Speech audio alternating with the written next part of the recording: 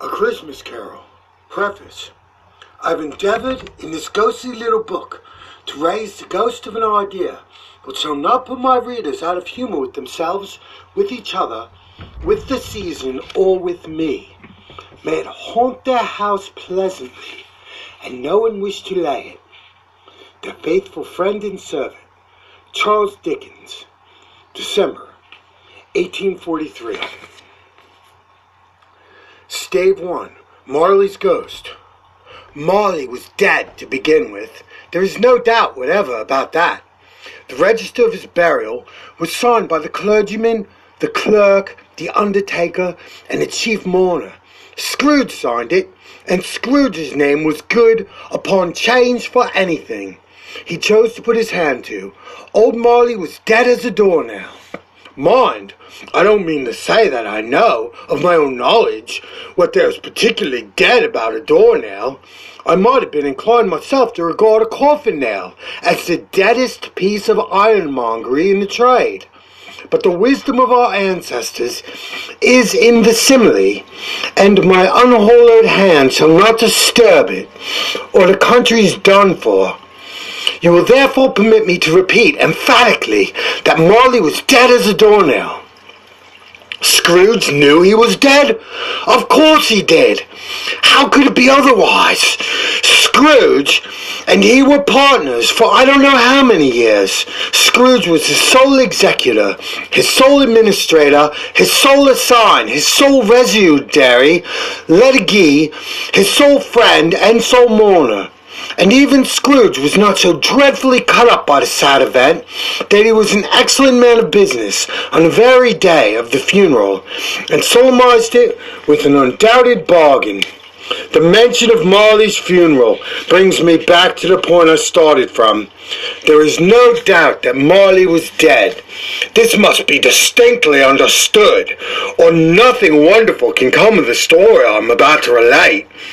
If I were not particularly convinced that Hamlet's father died before the play began, there'd be nothing more remarkable in his taking a stroll at night in an easterly wind upon his own ramparts than there would be in any other middle-aged gentleman rashly turning out after dark in a breezy spot. Say St. Paul's churchyard, for instance, literally to astonish his son's weak mind. Scrooge never painted out Marley's name. There it stood years afterward, above the warehouse door, Scrooge and Marley. The firm was known as Scrooge and Marley. Sometimes people new to the business called Scrooge and sometimes Marley, but he answered to both names. It was all the same to him. Oh, but he was tight-fisted hand at the grindstone. Scrooge, a squeezing, wrenching, grasping, scraping, clutching, covetous old sinner, hard and sharp as flint, from which no steel had ever struck out a generous fire, secret and self-contained and solitary as an oyster. The cold within him froze his old features, nipped his pointed nose, shriveled his cheeks, stiffened his gait, and made his eyes red.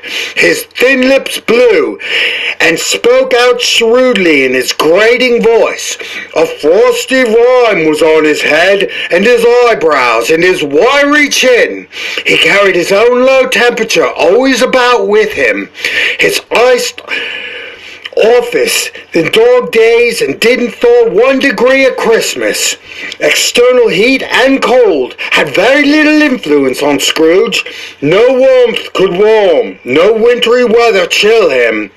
No wind that blew was bitterer than he. No falling stone was more intent upon its purpose. No pelting rain less open to the entreaty. Foul weather didn't know where to have him. The heaviest rain and snow and hail and sleet could boast of the advantage over him in only one respect. They often came down handsomely, and Scrooge never did. No one ever stopped him in the street to say, with gladsome looks, "My dear Scrooge, how are you? When will you come to see me?" No beggars implored him to bestow a trifle. No children asked him what it was o'clock. No man or woman ever once in all his life inquired the way to such and such a place of Scrooge. Even the blind man's dogs appeared to know him, and when they saw him coming on, would tug their owners into doorways and up courts, and then they would wag their tails as if they said, "No eye at all is better than an evil eye, dark master." But what did Scrooge care? It was the very thing he liked, to edge his way along the crowded paths of life, warning all human sympathy to keep its distance, was what the knowing ones called nuts to Scrooge. Once upon a time, of all the good days in the year, on Christmas Eve, old Scrooge sat busy at his counting house. It was cold, bleak, and biting weather, foggy withal, and he could hear the people in the court outside go wheezing up and down, beating their hands upon their breasts, and stamping their feet upon the pavement, stones to warm them. The city clocks had just gone 3, but it was quite dark already. It had not been light all day, and the candles were flaring in the windows of the neighboring offices like ruddy smears upon a palpable brown air. The fog came pouring in at every chink and keyhole. It was so dense without that although the court was of the narrowest, the houses opposite were mere phantoms. To see the dingy cloud come drooping down, obscuring everything, one might have thought that nature lived hard by and was brewing a large scale. The door of Scrooge's counting house was open, and he might keep his eye upon his clerk, who, in a dismal little cell beyond, a sort of tank, was copying letters. Scrooge had a very small fire, but the clerk's fire was so very small, very much smaller than it looked, like one coal. He couldn't replenish it, for Scrooge kept the coal box in his own room, and so surely as the clerk came in with a shovel, the master predicted that it would be necessary for them to part. Wherefore the clerk put on his white comforter and tried to warm himself at the candle, in which effort, not being a man of strong imagination, he failed. "A Merry Christmas, Uncle! God save you!" cried a cheerful voice. It was the voice of Scrooge's nephew, who came upon him so quickly that his first intimation would have been of his approach. "Bah!" said Scrooge. "Humbug!" He had so heated himself with rapid walking in the fog and frost, this nephew of Scrooge's, that he was all in a glow. His face was ruddy and handsome, his eyes sparkled, his breast smoked again. "Christmas? A humbug?" "Uncle," said Scrooge's nephew, "you don't mean that, I'm sure."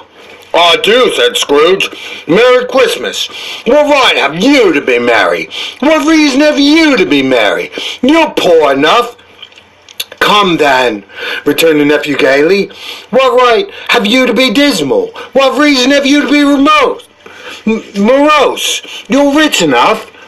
Scrooge, having no better answer ready on the spur of the moment, said "Bah!" again, and followed it up with "Humbug." "Don't be cross, Uncle," said the nephew. "What else can I be?" said the uncle. "When I live in such a world as fools of this. Merry Christmas. Out upon Merry Christmas. What's Christmas time to you but time for paying bills without money? A time for finding yourself a year older and not an hour richer. A time for balancing your books and having every item in them through a round dozen months presented dead against you. If I could work my will," said Scrooge indignantly, "every idiot who goes about Merry Christmas on his lips should be boiled in his own pudding, buried with a stake of holly through his heart, he should." "Uncle," pleaded the nephew. "Nephew," returned the uncle sternly, "keep Christmas in your own way, and let me keep it in mine." "Keep it," repeated Scrooge's nephew, "but you don't keep it." "Let me leave it alone then," said Scrooge. "Much good may it do you. Much good has it ever done you." "There are many things from which I might have derived good. "From which I have not profited, I dare say," returned the nephew. "Christmas among the rest. But I am sure I have always thought of Christmas time, when it has come round, apart from the veneration due its sacred nature and origin, if anything belonging to it can be apart from that, a good time, a kind, forgiving, charitable, pleasant time. The only time I know of in a long calendar of the year when men and women seem to be by one consent to open their shut-up hearts freely, and to think of people below them as if they really were fellow passengers to the grave, and not just another race of creatures bound on other journeys. And therefore, uncle, though it has never put a scrap of gold or silver in my pocket, I believe that it has done me good and will do me good, and I say God bless it." The clerk in the tank involuntarily applauded, becoming immediately sensible of the impropriety. He poked the fire and extinguished the last frail spark forever. "Let me hear another sound from you," said Scrooge, "and you'll keep your Christmas by losing your situation. You're quite a powerful speaker, sir," he added, turning to his nephew.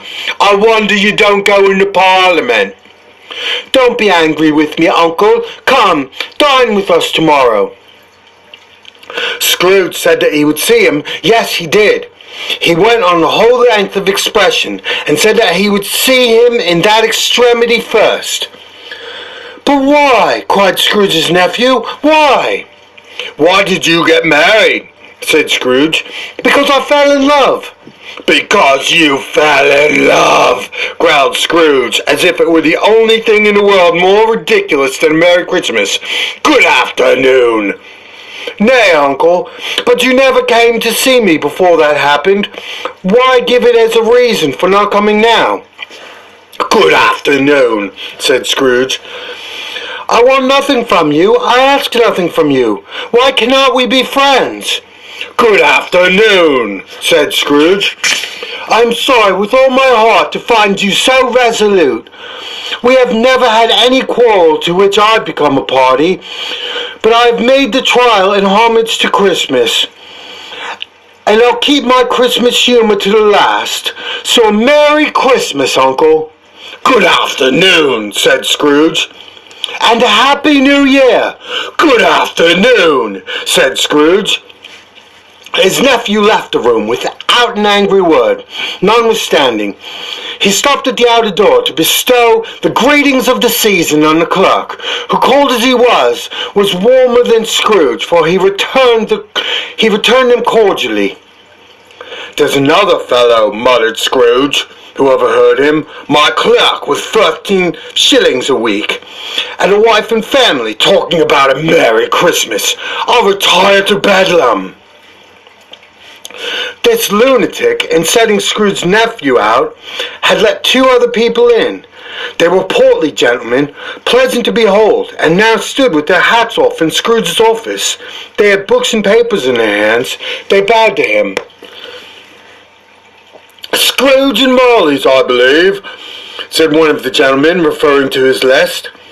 "Have I the pleasure of addressing Mr. Scrooge or Mr. Marley?"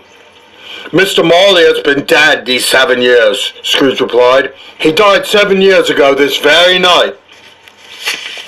"We have no doubt his liberality as well represented by his surviving partner," said the gentleman, presenting his credentials. It certainly was, for they had been 2 kindred spirits. At the ominous word liberality, Scrooge frowned and shook his head and handed the credentials back.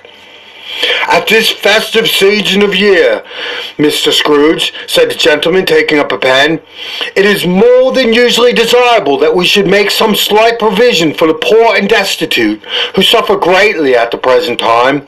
Many thousands are in want of common necessities. Hundreds of thousands are in want of common comfort, sir." "Are there no prisons?" asked Scrooge. "Plenty of prisons," said the gentleman, laying down the pen again. "And the union workhouses?" demanded Scrooge. "Are they still in operation?" "They are still," returned the gentleman. "I wish I could say they were not. The treadmill and the poor law are in full vigor then? Both are very busy, sir. Oh, I was afraid from what you said at first that something had occurred to stop them in their useful course, said Scrooge. I'm very glad to hear it. Under the impression that they scarcely furnish Christian cheer of mind or body to the multitude, returned the gentleman, a few of us are endeavouring to raise a fund to which to buy the poor some meat and drink, a means of warmth. We choose this time because it's a time of all others, when want is keenly felt, and abundance rejoices. What shall I put you down for? Nothing, Scrooge replied. You wish to be anonymous?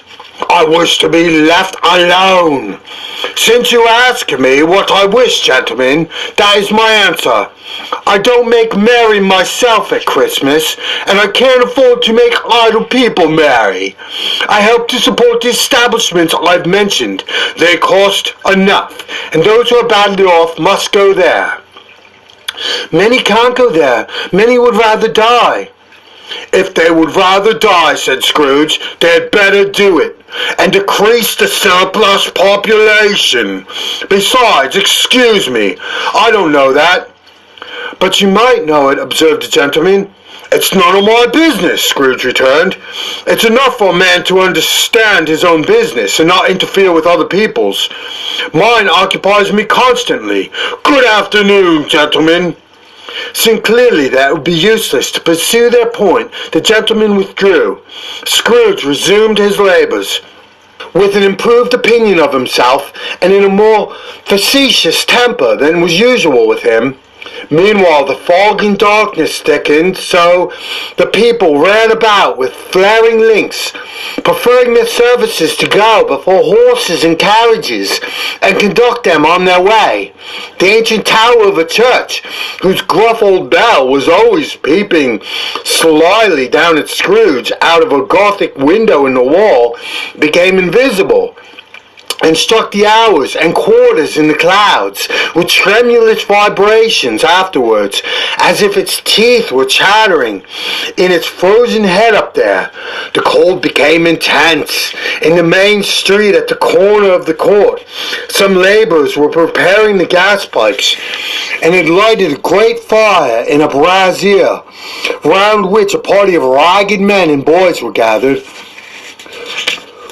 warming their hands, winking their eyes before the blaze in rapture. The water plug, being left in solitude, its overflowing sullenly congealed and turned misanthropic ice. The brightness of the shops were holly sprigs and berries, crackled in the lamp heat of the windows, made pale faces ruddy as they passed. Portiers and grocers' trades became a splendid joke, a glorious pageant, with which it was next to impossible to believe that such dull principles as bargain and sale had anything to do.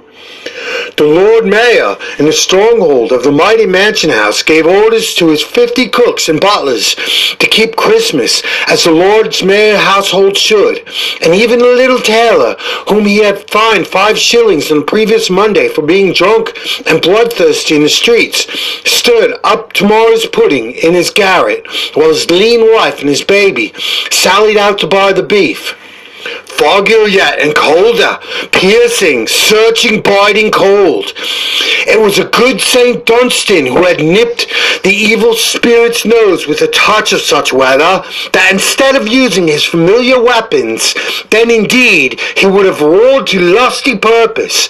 The owner of one scant young nose, gnawed and mumbled by the hungry cold, as bones are gnawed by the dogs, stooped down at Scrooge's keyhole to regale him with a Christmas carol, but at the first sound of "God bless you, merry gentlemen, may nothing you dismay," Scrooge seized the ruler with such energy of action that the singer fled in terror, leaving the keyhole to the fog, and even more congenial frost.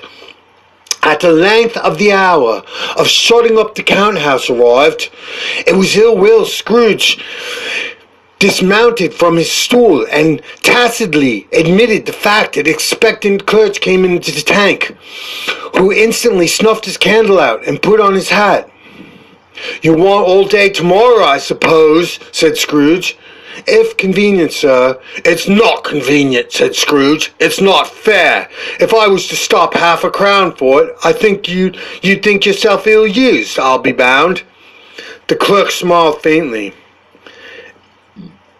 "And yet," said Scrooge, "you don't think of me ill-used when I pay a day wages for no work." The clerk observed that it was only once a year. "A poor excuse for picking a man's pocket every 25th of December," said Scrooge, buttoning his greatcoat to the chin. "But I suppose you must have the whole day. Be here all the earlier next morning." The clerk promised that he would, and Scrooge walked out with a growl.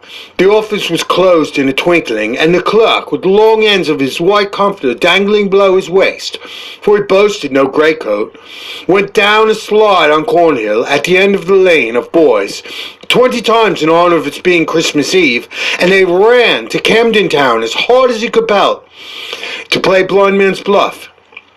Scrooge took his melancholy dinner in his usually melancholy tavern, and having read all the newspapers and beguiled the rest of the evening with his banker's book, went home to bed.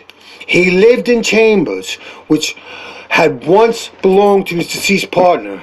They were a gloomy suite of rooms in a lowering pile of buildings up a yard, where it had so little business that one could scarcely help fancy it must have run there when it was a young house, playing the hide and seek with the other houses, having forgotten the way out again. It was old enough now, and dreary enough, for nobody lived in it but Scrooge, and the other rooms being all let out as offices, the yard was so dark that even Scrooge, who knew its every stone, was fain to grope with his hands. The fog and the frost so hung about the black old gateway of the house that it seemed as if the genius of the weather sat in mournful meditation on the threshold. Now it is a fact that there is nothing in all particular about the knocker on the door, except it was very large. It is also a fact that Scrooge had seen it night and morning during his whole residence in that place. Also that Scrooge had as little of what was called fancy about him as any man in the city of London, even including, which is a bold word, by corporation, addleman, and livery. Let it also be borne in mind that Scrooge had not bestowed one thought on Marley since his last mention of his 7 years dead partner that afternoon. And then let any man explain to me, if he can, how it happened that Scrooge, having his key in the lock of the door, saw the knocker without his undergoing any immediately process of change, not a knocker, but Marley's face.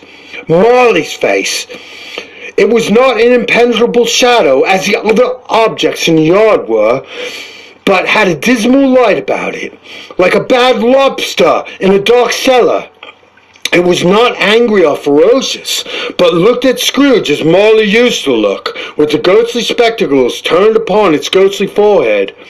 The hair was curiously stirred, as if by breath or hot air, and though the eyes were wide open, they were perfectly motionless. That and its livid colour made it horrible, but its horror seemed to be that in spite of the face and beyond its control, rather than a part of its own expression. As Scrooge looked fixedly at this phenomena, it was a knocker again. To say that he was not startled, and that his blood was not conscious of the terrible sensation to which it had been a stranger from infancy, would be untrue. He put his hand upon the key he had relinquished, turned it sturdily, and walked in and lighted his candle.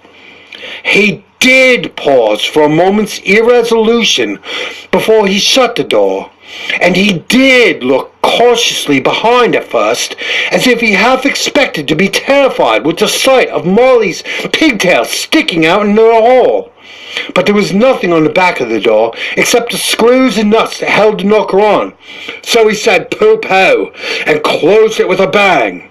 The sound resounded through the house like thunder. Every room above, and every cask in the wine merchant's cellar below, appeared to have a separate peal of echoes of its own. Scrooge was not a man to be frightened by echoes. He fastened the door, and he walked across the hall, and up the stairs, slowly too, trimming his candle as he went. You may talk vaguely about driving a coach and 6 up a good old flight of stairs, or a bad young Act of Parliament, but I mean to say you might have got a hearse up that staircase and taken it broadwise, with the splinter bar towards the wall, and a door with the balustrades done it easy. There were plenty of width for that, and room to spare, which is perhaps the reason why Scrooge thought he saw a locomotive hearse going on before him in the gloom. Half a dozen glass lamps were out in the street wouldn't have lighted up the entry too well, so you may suppose that it was pretty dark with Scrooge's dip. Up Scrooge went, not caring a button for that. Darkness is cheap, and Scrooge liked that. But before he shut his heavy door, he walked through his rooms to see that all was right. He had just enough recollection of the face to decide to do that. Setting room, bedroom, lumber room, all as they should be. Nobody under the table, nobody under the sofa, a small fire in the grate, spoon and basin ready, and a little saucepan of gruel. Scrooge had a cold in his head upon the hob.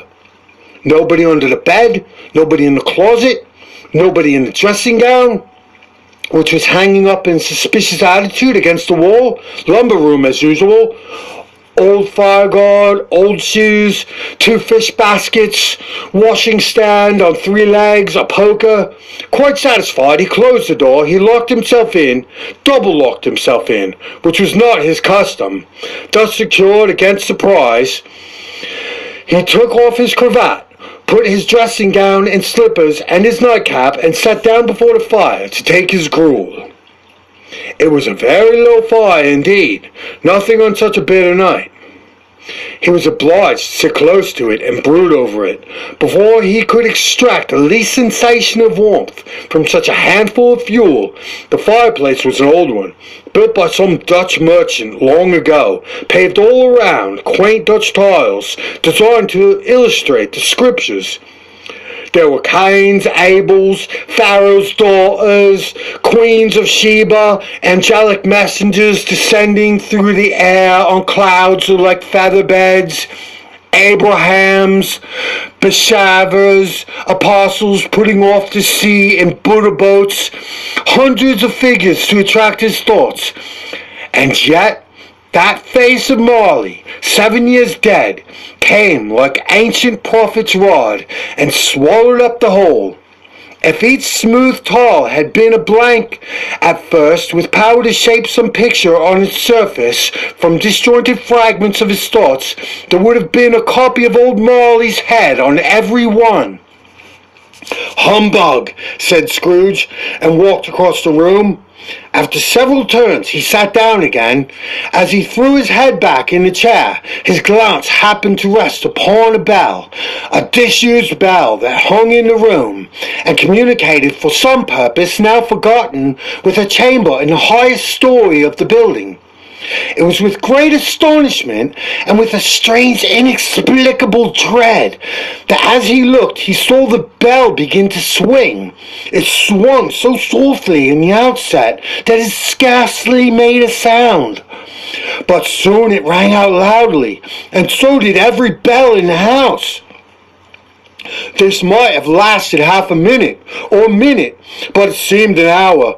The bells ceased as they had begun. Together, they were succeeded by a clanking noise, deep down below, as if some person were dragging a heavy chain over casks in the wine merchant's cellar. Scrooge then remembered to have heard that ghosts in haunted houses were described as dragging chains. The cellar door flew open with a booming sound, and he heard a noise much louder on the floor below, then coming up the stairs, then coming straight towards his door. "It's humbug still," said Scrooge. "I won't believe it." His colour changed, though, when without pause it came on through the heavy door and passed into the room before his eyes. Upon its coming in, the dying flame leaped up, and as though it cried, "I know him, Marley's ghost," and fell again. The same face, the very same, Marley in his pigtail, usual waistcoat, tights and boots, and the tassels on the latter bristling like his pigtail, and his coat skirts, the hair upon his head, the chain he drew was clasped upon his middle. It was long and wound about him like a tail, and it was made, for Scrooge observed it closely, of cash boxes, keys, padlocks, ledgers, deeds, and heavy purses wrought in steel. His body was transparent, so that Scrooge, observing him and looking through his waistcoat, could see the two buttons on his coat behind.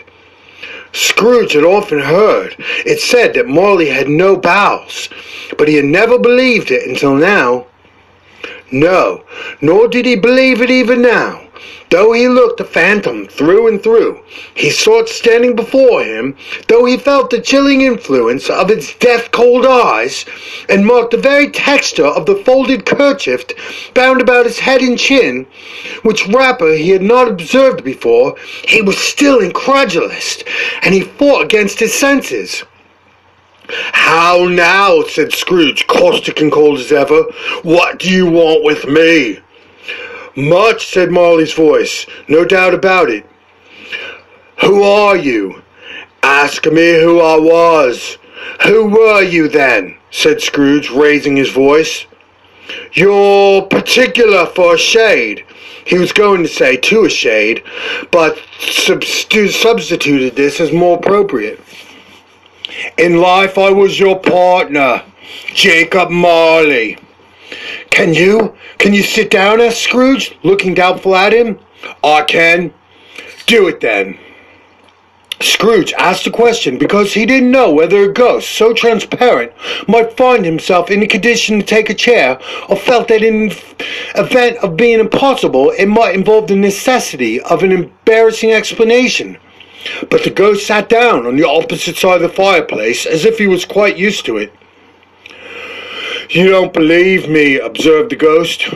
"I don't," said Scrooge. "What evidence would you have of my reality beyond that of your senses?" "I don't know," said Scrooge. "Why do you doubt your senses?" "Because," said Scrooge, "a little thing affects them. A slight disorder of the stomach makes them cheats.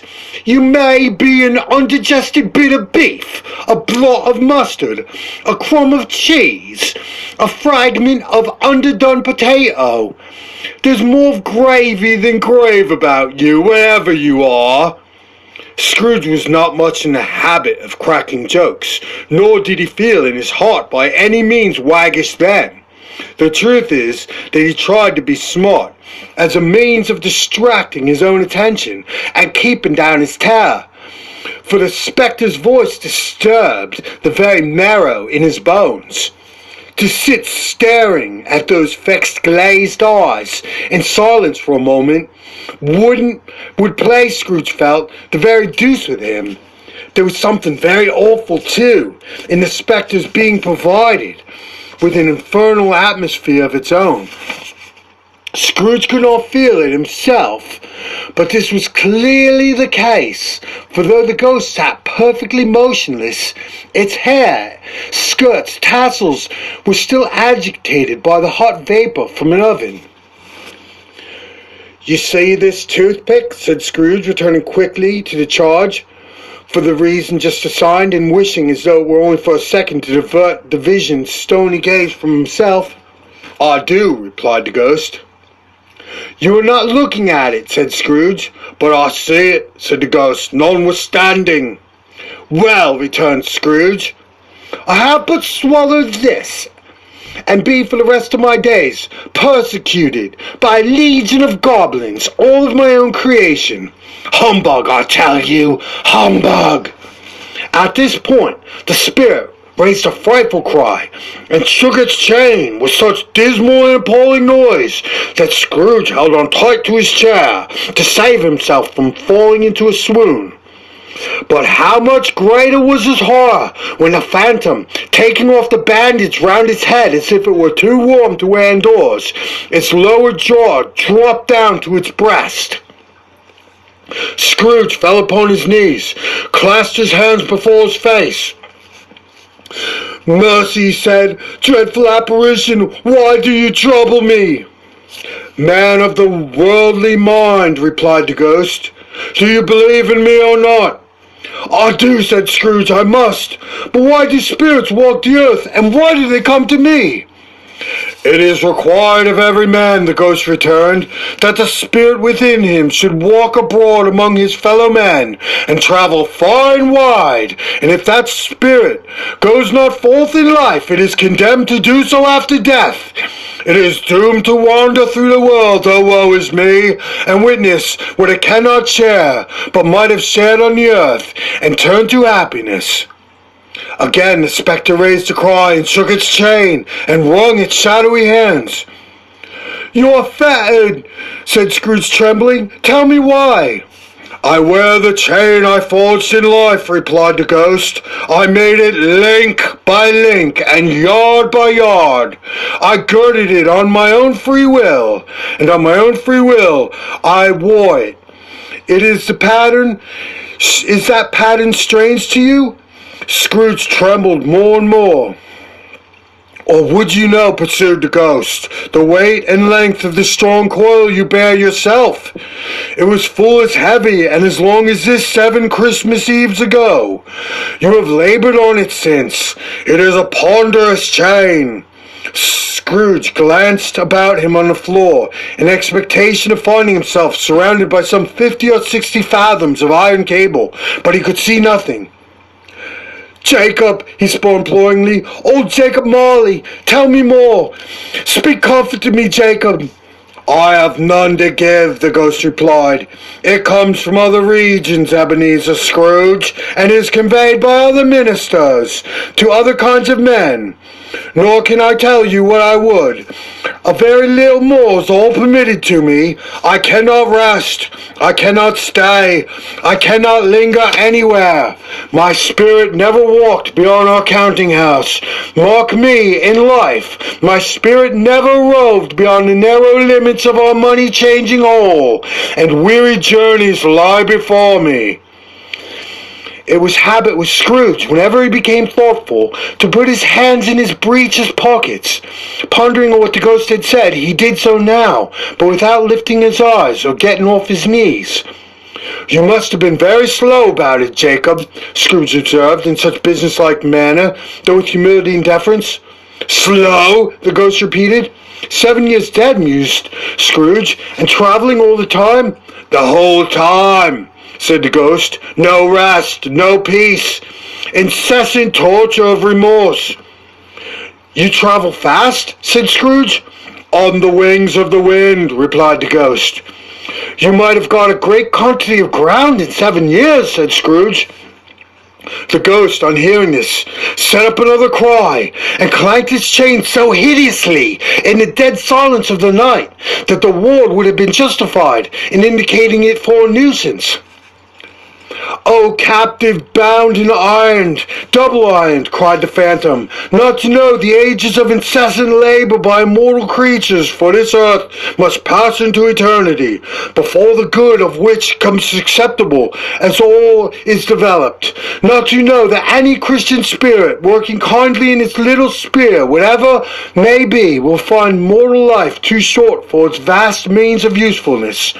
Not to know that no space of regret can make amends for one's life opportunity misused. Yet was I, oh such was I." "But you were always a good man of business, Jacob," faltered Scrooge, now beginning to apply this to himself. "Business!" cried the ghost, wringing his hands again. "Mankind was my business. The common welfare was my business. Charity, mercy, forbearance, and benevolence were all my business. The dealings of my trade were but a drop of water in the comprehensive ocean of my business. It held its chain at arm's length as if it were the cause of all its unavailing grief, and it flung it heavenly upon the ground again. At this time of rolling year, the spectre said, I suffer most. Why did I walk through the crowds of fellow beings with my eyes turned down, and never raise them to the blessed star, which led the wise men to a poor abode? Were there no poor homes to which light would have conducted me? Scrooge was very much dismayed to hear the spectre going on at this rate, and began to quake exceedingly. "Hear me," cried the ghost. "My time is nearly gone." "I will," said Scrooge, "but don't be hard upon me. Don't be flowery, Jacob, pray." "How is it that I appear before you in this shape that you can see I may not tell? I have sat invisible beside you many and many a day." It was not an agreeable idea. Scrooge shivered and wiped that perspiration from his brow. "There is no light part of my penance," pursued the ghost. "I am here tonight to warn you that you have yet a chance and hope of escaping my fate, a chance and hope of my procuring." "Ebenezer, you're always a good friend to me," said Scrooge. "Thank ye." "You will be haunted," resumed the ghost, "by 3 spirits. Scrooge's countenance fell almost as low as the ghost had done. "Is there the chance and hope you mentioned, Jacob?" he demanded in a faltering voice. "It is." I think I'd rather not," said Scrooge. "Without their visits," said the ghost, "you cannot hope to shun the path I tread. Expect the first tomorrow, when the bell tolls 1. "Couldn't I take 'em all at once, and have it over, Jacob?" hinted Scrooge. "Expect the second on the next night at the same hour, the third upon the next night, when the last stroke of 12 has ceased to vibrate. Look to see me no more, and look that for your own sake you remember what has passed between us." When it had said these words, the spectre took its wrapper from the table, bound round its head as before. Scrooge knew this by the smart sound its teeth made when the jaws were brought together by the bandage. He ventured to raise his eyes again, and found his supernatural visitor comforting him in an erect attitude, with its chain wound over and about its arm. The apparition walked backwards from him, and at every step it took, the window raised itself a little, so that when the spectre reached it, it was wide open. It beckoned Scrooge to approach, and he did. And they were within 2 paces of each other. Marley's ghost held up its hand, warning him to come no near. Scrooge stopped, not so much in obedience as in surprise and fear, for on the raising of the hand he became sensible of confused noises in the air, incoherent sounds of lamentation and regret, wailings inexpressibly sorrowful and self-accusatory. The spectre, after listening for a moment, joined in the mournful dirge, floated out the bleak and dark night. Scrooge followed to the window. Desperate in his curiosity, he looked out. The air filled with phantoms, wandering hither and thither in restless haste, and moaning as they went. Every one of them wore chains like Marley's ghost. Some few, they might have been guilty governments, were linked together. None were free. Many are personally known to Scrooge in their lives. He was quite familiar with one old ghost in a white waistcoat and a monstrous iron safe attached to his ankle, who cried piteously at being unable to assist a wretched woman with an infant, whom it saw below on the doorstep. The misery with them all was clearly that they sought to interfere for good in human matters, and had lost all power forever. Whether these creatures faded into mist, or mist enshrouded them, he could not tell. But they and their spirit voices faded together, and the night became as it had been when he walked home. Scrooge closed the window, and he examined the door by which the ghost had entered. It was double locked, and he had locked it with his own hands, and the bolts were undisturbed. He tried to say humbug, but stopped at the first syllable. And being from the emotion he had undergone, and the fatigues of the day, or he glimpsed the invisible world, or the dull conversation of the ghost, or the lateness of the hour, much in need of repose, went straight to bed without undressing, and fell asleep upon the instant. Stave 2. The first of the 3 spirits. When Scrooge awoke, it was dark, that looking out of the bed he could scarcely distinguish the transparent window from the opaque walls of his chamber, and he was endeavoring to pierce the darkness with his ferret eyes when the chimes of a neighboring church struck 4 quarters. So he listened for the hour. To his great astonishment, the heavy bell went on from 6 to 7, from 7 to 8, and regularly up to 12, then stopped. 12. It was past 2 when he went to bed. The clock was wrong. An icicle must have gotten to the works. 12. He touched the spring of his repeater to correct this most preposterous clock, and rapid little pulses beat 12, then stopped. "Why, it isn't possible," said Scrooge, "that I can have slept through a whole day and far into another night. It isn't possible that anything has happened to the sun, and that this is 12 at noon." The idea being an alarming one, he scrambled out of bed and groped his way to the window. He was obliged to rub the frost off his sleeve of his dressing gown before he could see anything, and could see very little then. All he could make out was that it was very foggy and extremely cold, and there was no noise of people running about to and fro and making great stir, as there unquestionably would have been if night had beaten off bright day and taken possession of the world. This was of great relief, because 3 days after sight of this first exchange, pay Mr. Ebenezer Scrooge or his order and so forth would have become a mere United States security if there were no days to count by. Scrooge went to bed again and thought, and thought, and thought, and thought it over and over and over, and could make nothing of it. The more he thought, the more perplexed he was, and the more he endeavored not to think, the more he thought. Marley's ghost bothered him exceedingly. Every time he resolved within himself, after mature inquiry, that it was all a dream, his mind flew back again, like a strong spring release, to its first position, and presented the same problem to be worked all through. Was it a dream or not? Scrooge lay in this state until the chimes had gone 3/4 more, when he remembered on a sudden that the ghost had warned him of a visitation when the bell tolled 1. He resolved to lie awake until the hours passed, and considering that he could no more go to sleep than go to heaven, this was perhaps the wisest resolution of his power. The quarter was long, and that he was more than once convinced that he must have sunk into a doze unconsciously, and missed the clock. At length it broke upon his listening ear. Ding dong. 1/4 said the Scrooge, counting. Ding dong. 1/2, said Scrooge. Ding dong. 1/4 to it, said Scrooge. Ding dong. The hour itself, said Scrooge triumphantly, and nothing else. He spoke before the hour bell sounded, which it did now with a deep, dull, hollow, melancholy 1. Light flashed upon the room upon the instant, and the curtains of his bed were drawn. The curtains of his bed were drawn aside, I tell you, by a hand. Not the curtains at his feet, nor the curtains at his back, but those to which his face was addressed.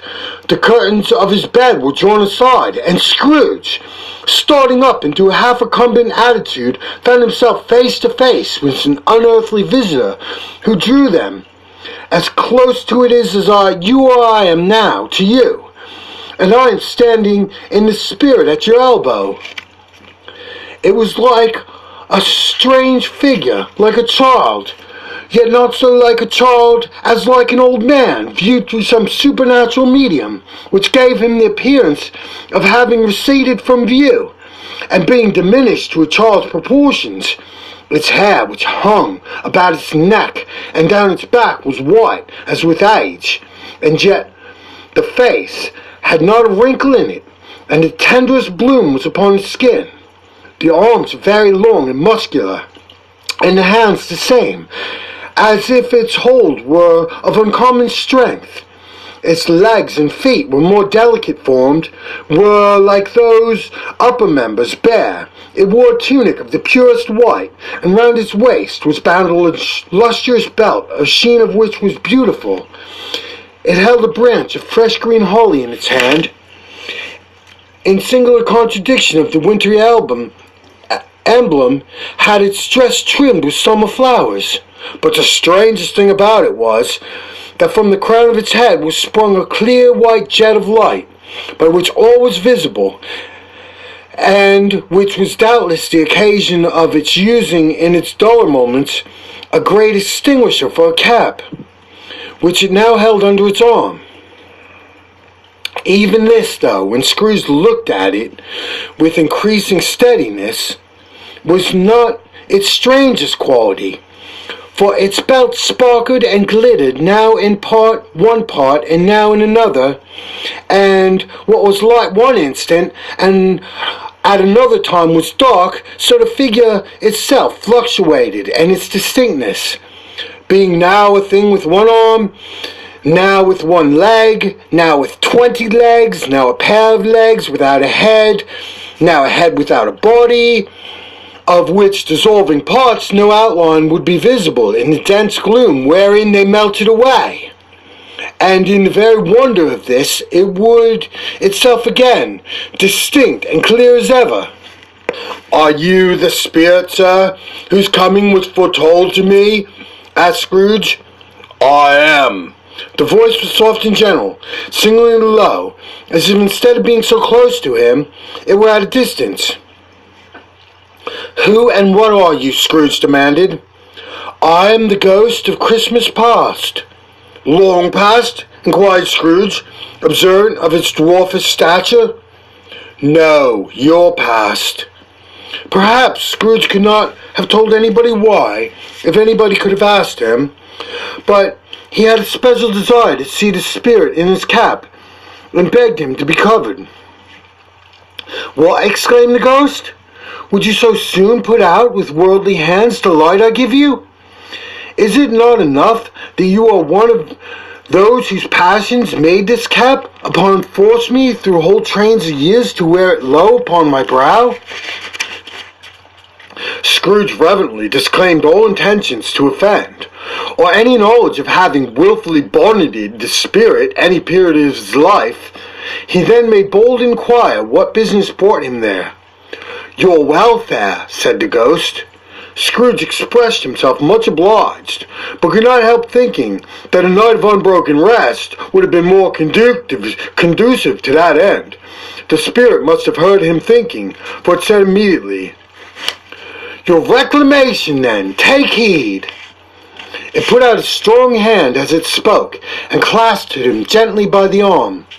"Rise and walk with me."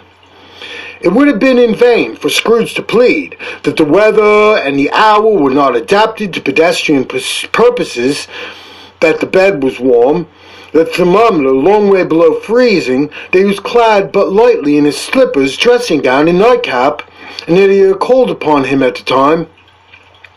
The grasp, though gentle as a woman's hand, would not be resisted. He rose, but finding that the spirit made towards the window, clasped its rose in supplication. "I am a mortal," Scrooge remonstrated, "and liable to fall." "Bear but touch of my hand there," said the spirit, laying it upon his heart. "You shall be upheld in more than this."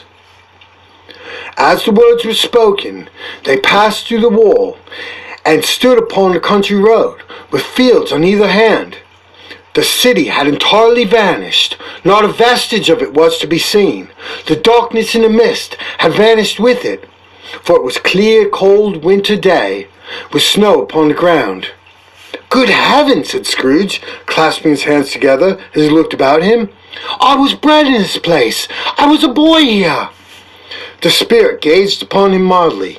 Its gentle touch, though it had been light and instantaneous, appeared still present to the old man's sense of feeling.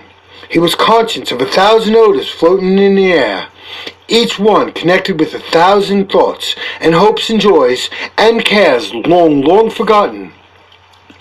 "Your lip is trembling," said the ghost. "And what is that upon your cheek?" Scrooge muttered, with an unusual catching in his voice, that it was a pimple, and begged the ghost to lead him where he would. "You recollect the way?" inquired the spirit. "Remember it!" cried Scrooge with fervour. "I can walk it blindfolded." "Strange to have forgotten it for so many years," observed the ghost. "Let us go on." They walked along the road, Scrooge recognizing every gate and post and tree, until a little market town appeared in the distance, with its bridge, its church, and winding river. Some shaggy ponies now were seen trotting towards them, with boys upon their backs, who called to other boys in country gigs and carts driven by farmers. All these boys were in great spirits, and shouted to each other, until the broad fields were so full of merry music, that the crisp air laughed to hear it.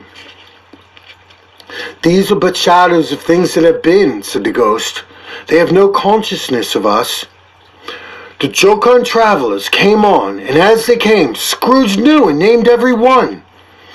Why, he was rejoiced beyond all bounds to see them. Why did his cold eye glisten and his heart leap up as they went past? Why was he filled with gladness when he heard them give each other Merry Christmas as they parted at crossroads and byways for their several homes? What was Merry Christmas to Scrooge? Out upon Merry Christmas, what good had it ever done him? "The school is quite deserted," said the ghost, "and a solitary child, neglected by his friends, is left there still." Scrooge said he knew it, and he sobbed. They left the high road by a well-remembered lane, and soon approached a mansion of dull red brick, with a little weathercock-surmounted cupola on the roof, a bell hanging in it. It was a large house, but one of the broken fortunes, for the spacious offices were little used, their walls were damp and mossy, their windows broken, and their gates decayed. Fowls clucked and strutted in the stables, and the coach houses and the sheds were run over with grass. Nor was it any more retentive of its ancient state within, for entering the dreary hall, glancing through the open door of many rooms, they found them poorly furnished, cold and vast. There was an earthly savour in the air, a chilly barrenness in the place, which associated itself somehow with too much getting up by candlelight, and not too much out to eat. They went in, the ghost and Scrooge, across the hall to a door at the back of the house. It opened before them, and disclosed a long, bare, melancholy room, made barer still by lines of plain deal forms and desks. At one of these a lonely boy was reading near a feeble fire, and Scrooge sat down upon a form and wept to see his poor forgotten self as he used to be. Not a latent echo in the house, not a squeak or scuffle from the mice behind the paneling, not a drip from the half-filled water spout in the dull yard behind, not a sigh among the leafless boughs of one despondent poplar, not the idle swinging of an empty storehouse door, no, not a clicking of the fire, but fell upon the heart of Scrooge with a softening indulgence, and gave a freer passage to his tears. The spirit touched him on the arm, and pointed to his younger self, intent upon his reading. Suddenly a man in foreign garments, wonderfully real and distinct to look at, stood outside the window with an axe stuck in his belt, and was leading an ass laden with wood by the bridle. "Why, it's Ali Baba!" Scrooge exclaimed in ecstasy. "It's dear old honest Ali Baba! Yes, I know, one Christmas time, when yonder solitary child was left here all alone, he did come, for the first time, just like that, poor boy." "And Valentine," said Scrooge, "and his wild brother Orson. There they go, and that's what's-his-name, who's put down in his drawers asleep at the gate of Damascus. Don't you see him? And the Sultan's groom turned upside down by the genii. And there upon his head, serve him right, I'm glad of it. What business had he to be married to the princess?" To hear Scrooge expending all the earnestness of his nature on such subjects in a most extraordinary voice between laughing and crying, and to see his heightened and excited face, would have been a surprise to his business friends in the city indeed. "There's the parrot!" cried Scrooge. "Green body and yellow tail, with a thing like lettuce growing out of the top of his head. There he is! Poor Robinson Crusoe, he called him. He came home again after sailing round the island. Poor Robinson Crusoe! Where have you been, Robinson Crusoe?" The man thought he was dreaming, but he wasn't. It was the parrot, you know. There goes Friday, running his life to Little Creek. Hello, Hoop, hello. Then, with the rapidity of transition, very foreign to his usual character, he said in pity of his former self, "Poor boy," and he cried again. "I wish," Scrooge muttered, putting his hand to his pocket and looking about him after drying his eyes with his cuff, "but it's too late now." "What's the matter?" cried the spirit. "Nothing," said Scrooge. "Nothing. There was a boy singing a Christmas carol at my door last night. I should like to have given him something, that's all." The ghost smiled thoughtfully and waved its hand, saying as it did so, "Let us see another Christmas." Scrooge's former self grew larger at the words, and the room became a little darker and more dirty. The panels shrunk, the windows cracked, the fragments of plaster fell out of the ceiling. Naked lath was shown instead.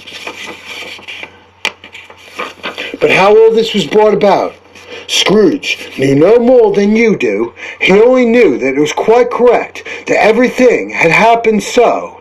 And there he was alone again, when all the other boys had gone home for jolly holidays. He was not reading now, but walking up and down despairingly.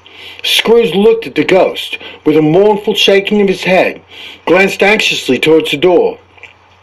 It opened, and a little girl, much younger than the boy, came darting in, and putting her arms around his neck, often kissing him, addressed him to her. "Dear, dear brother! I've come to bring you home, dear brother," said the child, clapping her tiny hands, bending down to laugh. "To bring you home! Home! Home!"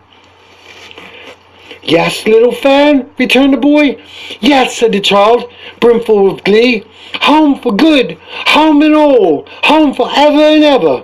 Father is so much kinder than he used to be. That home's like heaven. He spoke so gently to me one night when I was going to bed that I was not afraid to ask him once more if you might come home. And he said yes, you should, and sent me in a coach to bring you. And you're to be a man," said the child, opening her eyes, "and never come back here. But first, we're to be together all Christmas long and have the merriest time in the world." "You are quite a woman, little fan," exclaimed the boy. She clapped her hands and laughed. He tried to touch his head, but being too little, laughed again and stood on tiptoe to embrace him. Then she began to drag him in her childish eagerness towards the door, and he, nothing loth to go, accompanied her. A terrible voice in the hall cried, "Bring down Master Scrooge's box there!" And in the hall appeared the schoolmaster himself, who glared at Master Scrooge with a ferocious condescension, and threw him into a dreadful state of mind by shaking hands with him. He then conveyed himself and his sister into the veriest old well of shivering best parlor that has ever seen, where the maps upon the wall and all the celestial and terrestrial globes in the window were waxy with cold. Here he produced a decanter of curiously light wine, and a block of curiously heavy cake, and administered installments of those dainties to the young people, at the same time sending out a meagre servant to offer a glass of something to the postboy, who answered that he thanked the gentleman, but was not the same tap as he had tasted before, and he had rather not. Master Scrooge's trunk, being by this time tied to the top of the chaise, the children bade the schoolmaster good-bye right willingly, and getting into it, drove gaily down the garden sweep, the quick wheels dashing the whole frost and the snow off the dark leaves of the evergreens like spray. "Always a delicate creature, whom a breath might have withered," said the ghost, "but she had a large heart." "So she had," said Scrooge. "You're right. I'll not gainsay it, spirit. God forbid." "She died a woman," said the ghost, "and had, I think, children." "One child," Scrooge returned. "True," said the ghost. "Your nephew." Scrooge seemed uneasy in his mind, and answered briefly, "Yes." Although they had but that moment left the school behind them, They were now in the busy thoroughfares of a city where shadowy passengers passed and repassed, where shadowy carts and coaches battled for the way, and all the strife and tumult of the real city were. It was made plain enough by dressing of the shops that here too was Christmas time again. But it was evening and the streets were lighted up. The ghost stopped at a certain warehouse door and asked Scrooge if he knew it. "Know it," said Scrooge. "Was I apprenticed here?" They went in at sight of an old gentleman in a Welsh wig sitting behind a high desk. As if he had been 2 inches taller, he must have knocked his head against the ceiling. Scrooge cried in great excitement, "Why, it's old Fezwig! Bless his heart, it's Fezwig alive again!" Old Fezwig laid down his pen and looked up at the clock, which pointed to the hour of 7. He rubbed his hands, adjusted his capacious waistcoat, laughed all over himself from his shoes to his organ of benevolence, and began to call out in comfortable, oily, rich, fat, jovial voice, "Yo-ho there, Ebenezer, Dick!" Scrooge's former self, now a grown young man, came briskly in, accompanied by his fellow apprentice. "Dick Wilkins, to be sure," said Scrooge to the ghost. "Bless me, yes, there he is. He was very much attached to me, was Dick. Poor Dick, dear, dear." "Yo-ho, my boys," said Fezwick. "No more work tonight. Christmas Eve, Dick. Christmas, Ebenezer. Let's have shutters up," cried old Fezwick, with a sharp clap of his hands, "before a man can say Jack Robinson." You wouldn't believe how those two fellows went at it. They charged into the street with the shutters. 1, 2, 3, had 'em up in their places. 4, 5, 6, barred 'em, pinned 'em. 7, 8, 9, came back before you could say. You could have got to 12, panting like racehorses. "Hilly-ho!" cried old Fezwig, skipping down from the high desk, his wonderful agility. "Clear away, my lads, and let's have lots of room here. Hilly-ho, Dick! Cheer up, Ebenezer! Clear away!" There was nothing they wouldn't have cleared away, or couldn't have cleared away, with old Fezwick looking on. It was done in a minute. Every movable was packed off, as if it were dismissed from public life for evermore. The floor was swept and watered, the lamps were trimmed, fuel was heaped upon the fire, the warehouse was as snug and as warm and dry and bright as a ballroom, as you would have desired to see on a winter's night. In came a fiddler with a music book, and went up to the lofty desk, and made an orchestra of it, and tuned like 50 stomach aches.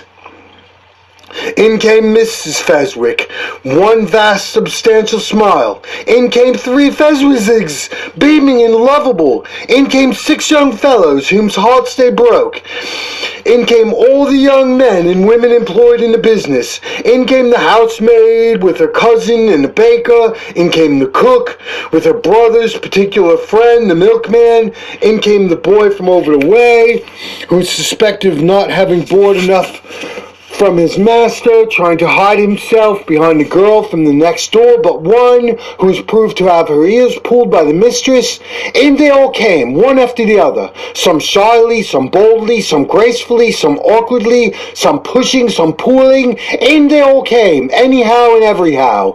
Any way they went, 20 couples at once, hands half round and back again the other way, down the middle and up again, round and round in various stages of affectionate groping. Old top couple always turning up in the wrong place. New couples stopped starting off again. As soon as they got there, old top couples at last, not a bottom one to help them. With this result was brought about, old Fezwick, clapping his hands to stop the dance, cried out, "Well done!" The fiddler plunged his hot face into a pot of porter, especially provided for that purpose. But, scorning rest upon his reappearance, he instantly began again. And though there were no dancers yet, as if the other fiddler had been carried home exhausted on a shutter, and he were a brand new man, resolved to beat out of sight or perish. There were more dances, there were forfeits, more dances, there was cake, there were negus, there was a great piece of cold roast, there was a great piece of cold boiled, there were mince pies and plenty of beer. But great effect of the evening came after the roast and boiled, when the fiddler, an artful dog mind, the sort of man who knew his business better than you or I could have told him, struck up Sir Roger de Coverley. Then old Fezwick stood out to the dance with Mrs. Fezwick, top couple too, with a good stiff piece of work cut out for them. 3 or 4, 20 pairs of partners, people who had not been trifled with, people who would dance, with no notion of walking. But if there had been twice as many, 4 times, old Fezziwig, as to her, she was worthy to be his partner in every sense of the term. If that's not high praise, tell me higher and I'll use it. A positive light appeared to issue from Fezziwig's calves. They shone in every part of the dance like moons. You couldn't have predicted at any given time what would have become of them next. And when old Fezziwig and Mrs. Fezziwig had gone all the way through the dance, advance and retire, hold hands with your partner, bow, curtsy, corkscrew, thread the needle, and back again to your place, Fezziwig's cut so deftly that he appeared to wink with his legs and came upon his feet again without a stagger. When the clock struck 11, this domestic ball broke up. Mr. and Mrs. Fezziwig took their stations, one on either side of the door, shaking hands with every person individually as he or she went out, wished him or her a Merry Christmas. When everybody had retired, but the 2 prentices, they did the same to them, and thus the cheerful voices died away, and the lads were left to their beds, which were under a counter in the back of the shop. During the whole of this time, Scrooge had acted like a man out of his wits. His heart and soul were in the scene, with his former self. He corroborated everything, remembered everything, enjoyed everything, and underwent the strangest agitation. It was not until now, when the bright faces of his former self and Dick were turned to them, that he remembered the ghost, and became conscious that was looking full upon him, with the light upon its head burnt very clear. "A small matter," said the ghost, "to make these silly folks so full of gratitude." "Small!" echoed Scrooge. The spirit signed to him to listen to the 2 prentices, who were pouring out their hearts in praise of Fezziwig, and when he had done so, said, "Why, is it not? He spent but a few pounds of your mortal money. 3, 4, perhaps. Is that so much, as he deserves that praise?" "It isn't that," said Scrooge, heated by the remark, and speaking unconsciously like his former, not his latter self. "It isn't that, Spirit. He has the power to render us happy or unhappy, to make our service light or burdensome, a pleasure or a toil.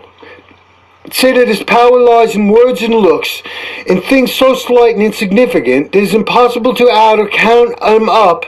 What then? The happiness he gives is quite as great as if it costs a fortune." He felt the spirit's glance and stopped. "What's the matter?" asked the ghost. "Nothing particular," said Scrooge. "Something, I think," the ghost insisted. "No," said Scrooge. "No, I should like to be able to say a word to my clerk just now, that's all."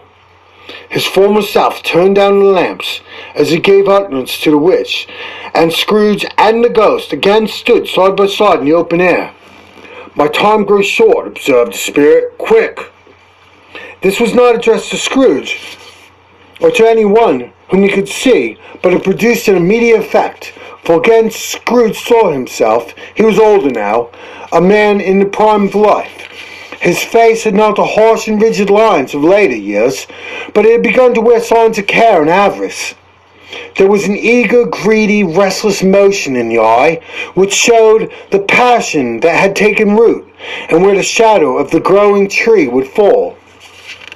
He was not alone, but sat by the side of a fair young girl in a mourning dress, whose eyes were tears, which sparkled in the light that shone out of the ghost of Christmas past.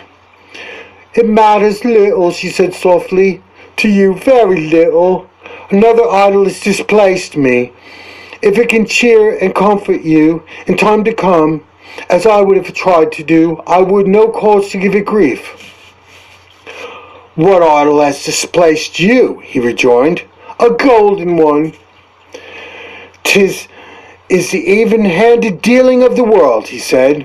"There is nothing on which so hard as poverty, and there is nothing it professes to condemn with such severity as the pursuit of wealth."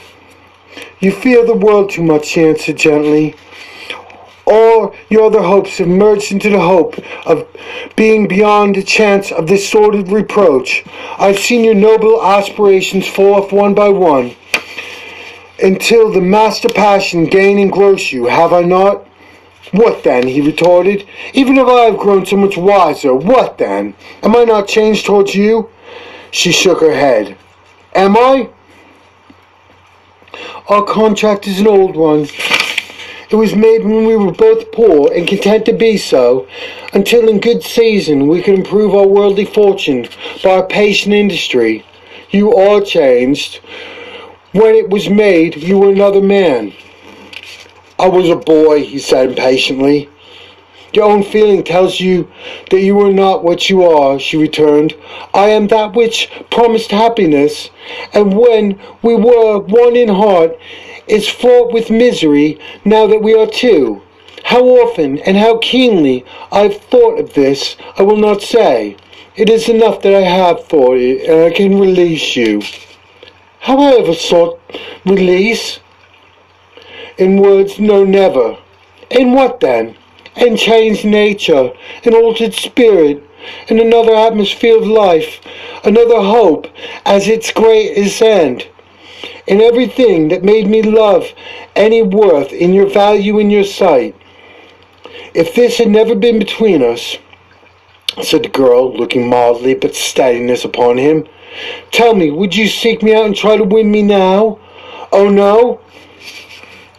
He seemed to yield to justice of this supposition, in spite of himself, but he said with a struggle, "You think not?" "I would gladly think otherwise if I could," she answered. "Heaven knows, when I learn the truth like this, I know how strong and irresistible it must be.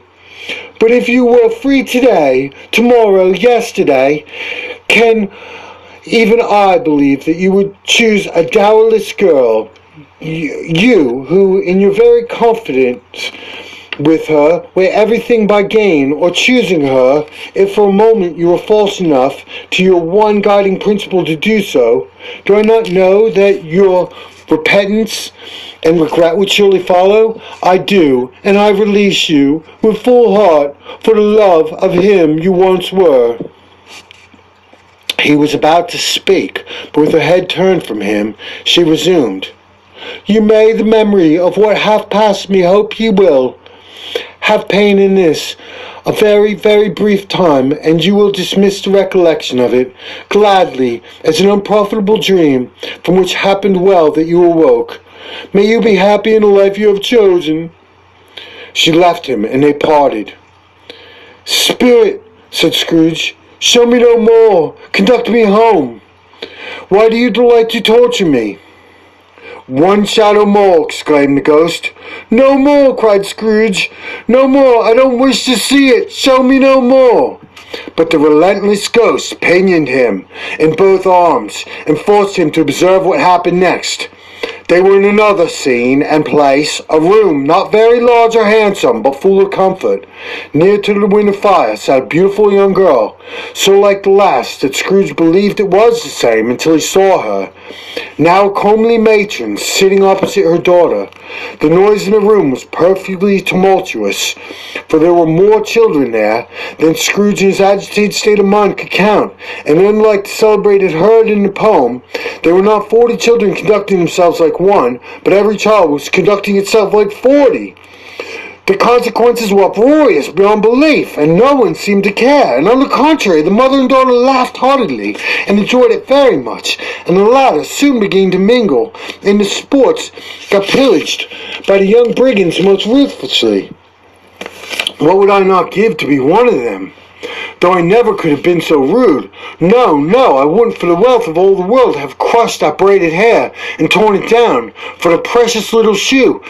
I wouldn't have plucked it off. God bless my soul, to save my life. As the measuring of her waist sport they did, bold young brood. I couldn't have done it. I should have expected my arm to have grown round it for a punishment. You never come out straight again. And yet I could have dearly liked, I own, to have touched her lips, to have questioned her that she might have opened them, to have looked upon the lashes of her downcast eyes, and never raised a blush, to have let loose waves of hair, an inch of which would be a keepsake beyond price. In short, I would have liked, I do confess, to have the lightest license of a child, and yet been man enough to know its value. But now a knocking at the door was heard. Such a rush immediately ensued that she, with laughing face and plundered dress, was borne towards the centre and flushed a boisterous group, just in time to greet the father, whom had come home attended by a man laden with Christmas toys and presents. Then the shouting and the struggling, and the onslaught was made on the defenceless porter, the scaling him with chairs and ladders, to dive into his pockets, to spoil him with brown parcels, hold on tight by his cravat, hug him round the neck, pummel his back, kick his legs with irrepressible affection. The shouts of wonder and delight with which the development of every package was received, the terrible announcement that the baby had been taken by an actor putting a doll's frying pan into his mouth, and was more and more suspected to having swallowed a fictitious turkey glued on a wooden platter, the immense relief of finding this false alarm, the joy, the gratitude, the ecstasy, they were all indescribable alike. It is enough by degrees that the children in their emotions got out of the parlour, and by one stair at a time up to the top of the house where they went to bed, so subsided. And now Scrooge looked on, more attentively than ever, when the master of the house, having his daughter leaning fondly upon him, sat down with her and her mother at his own fireside, and he thought about such another creature, quite as grateful and full of promise, might have called him father. But in the springtime, in the haggard winter of his life, his sight grew very dim indeed. "Belle," said the husband, turning to his wife with a smile, "I saw an old friend of yours this afternoon." "Who was it? Guess." "How can I? I don't know," she added in the same breath, laughing as he laughed. "Mr. Scrooge." "Mr. Scrooge it was. I passed his office window, and as it was not shut up, and he had a candle inside, I could scarcely help seeing him. His partner lies upon the point of death, I hear, and there he sat alone, quite alone in the world, I do believe." "Spirit," said Scrooge in a broken voice, "remove me from this place." "I told you there were shadows of things that have been," said the ghost. "That they are. What they are, do not blame me." "Remove me," Scrooge explained. "I cannot bear it." He turned upon the ghost, and seeing that it looked upon him with a face in which some strange way there were fragments of all the faces it had shown him, wrestled with it. "Leave me, take me back, haunt me no longer." In this struggle, that can be called a struggle, in the part the ghost, with no visible resistance on its own part, was undisturbed by any effort of its adversary, Scrooge observed that its light was burning high and bright, and dimly connected to that of its influence over him. He seized the extinguisher cap, and by sudden action pressed it down upon his head. The spirit dropped beneath it, so the extinguisher covered its whole form. But though Scrooge pressed it down with all his force, he could not hide the light, which streamed from under it in unbroken flood upon the ground. He was conscious of being exhausted and overcome by an irresistible drowsiness, and further, of being in his own bedroom. He gave the cap a parting squeeze, in which his hand relaxed, and had barely time to reel to bed before he sank into a heavy sleep. Stave 3, the second of the three spirits. Awaking in the middle of a prodigiously tough snore, and sitting up in bed to get his thoughts together, Scrooge had no occasion to be told that the bell was again upon the stroke of 1. He felt that he was restored to consciousness in the nick of time, for the especial purpose of holding a conference with the second messenger dispatched to him through Jacob Marley's intervention. but finding that he turned uncomfortably cold when he began to wonder which of his curtains this new spectre would draw back, he put them every one aside with his own hands, and lying down again, established a sharp look all round the bed. For he wished to challenge the spirit on the moment of its appearance, and did not wish to be taken by surprise and made nervous. Gentlemen of the free and easy sort, who plume themselves on being acquainted with a move or two, and being usually equal to the time of day, express a wide range to their capacity for adventure by observing, which they are good for anything from pitch and toss to manslaughter between the opposite extremes. No doubt there lies a tolerably wide and comprehensive range of subjects. Without venturing for Scrooge quite as heartily as this, I don't mind calling on you to believe that he was ready for a good broad field of strange appearances, and that nothing between a baby and a rhinoceros would have astonished him very much. Now, being prepared for almost anything, he was not by any means prepared for nothing, and consequently, when the bell struck one and no shape appeared, he was taken with a violent fit of trembling. 5 minutes, 10 minutes, a quarter of an hour went by, yet nothing came. All this time he lay upon his bed, the very core and centre of a blaze of ruddy light, which streamed upon it when a clock proclaimed the hour, which, being only light, was more alarming than a dozen ghosts, and he was powerless to make out what it went and would be at, and was sometimes apprehensive that he might at that very moment be an interesting case of spontaneous combustion, without having the consolation of knowing it. At last, however, he began to think, as you or I would have thought at first, for it's always the person not in the predicament who knows what ought to have been done in it, would have unquestionably have done it too. At last, I say, he began to think that the source and the secret of this ghostly light might be in the adjoining room, for whence on further tracing it, it seemed to shine. This idea taking full possession of his mind, he got up softly and shuffled in his slippers to the door. The moment Scrooge's hand was upon the lock, a strange voice called him by his name and bade him enter. He obeyed. It was his own room, there was no doubt about that, but it had undergone a surprising transformation. The walls and ceilings were hung with living green, that it looked a perfect grove from every part, which bright gleaming berries glistened.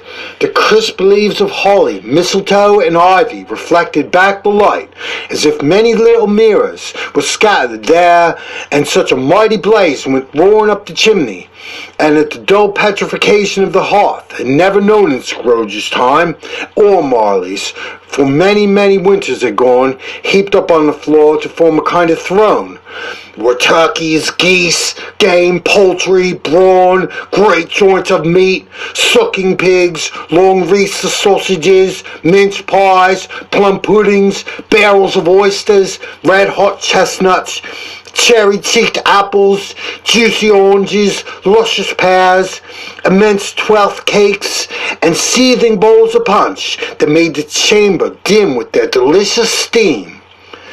In easy state upon this couch there sat a jolly giant, glorious to see, who bore a glowing torch in the shape not unlike Plenty's horn, and held it up high to shed its light on Scrooge as he came peeping round the door.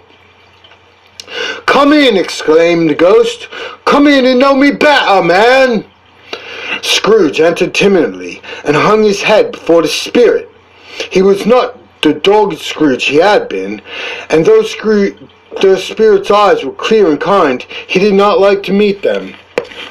"I am the ghost of Christmas present," said the spirit. "Look upon me." Scrooge reverently did so. It was clothed in one simple deep green robe, or mantle, bordered with white fur.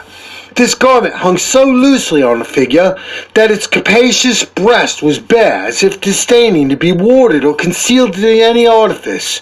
Its feet, observable beneath its ample folds of the garment, were also bare, and as on its head it wore no other covering than a holly wreath, set here and there with shining icicles. In dark brown curls were long free, free of its genial face, its sparkling eyes, its open hand, its cheery voice, its unconstrained demeanor, its joyful air. Girded round its middle was an antique scabbard, but no sword was in it. The ancient sheath was eaten up with rust. "You have never seen the likes of me before," exclaimed the spirit. "Never," Scrooge made answer to it. "Have never walked forth with the younger members of my family," meaning, for I am very young. "My elder brother is born these later years," pursued the phantom. "I don't think I have," said Scrooge. "I'm afraid I have not." "Have you many brothers, spirit?" "More than 1,800, said the ghost. "A tremendous family to provide for," muttered Scrooge. The ghost of Christmas present rose. "Spirit," said Scrooge submissively, "conduct me where you will. I went forth last night on compulsion, and I learnt a lesson which is working now. Tonight, if you have aught to teach me, let me profit by it." "Touch my robe." Scrooge did as he was told, and held it fast. Holly, mistletoe, red berries, ivy, turkey, geese, game, poultry, brawn, meat, pigs, sausages, oysters, pies, puddings, fruits, and punch all vanished instantly. So did the room, the fire, the ruddy glow, the hour of night, and they stood in the city streets on Christmas morning, where, for the weather was severe, people made a rough but brisk and not unpleasant kind of music in the scraping of the snow from the pavement in front of their dwellings, and from the tops of their houses, whence it was mad delight to see the boys, to see it come plumping down on the road below, and the splitting into artificial little snowstorms.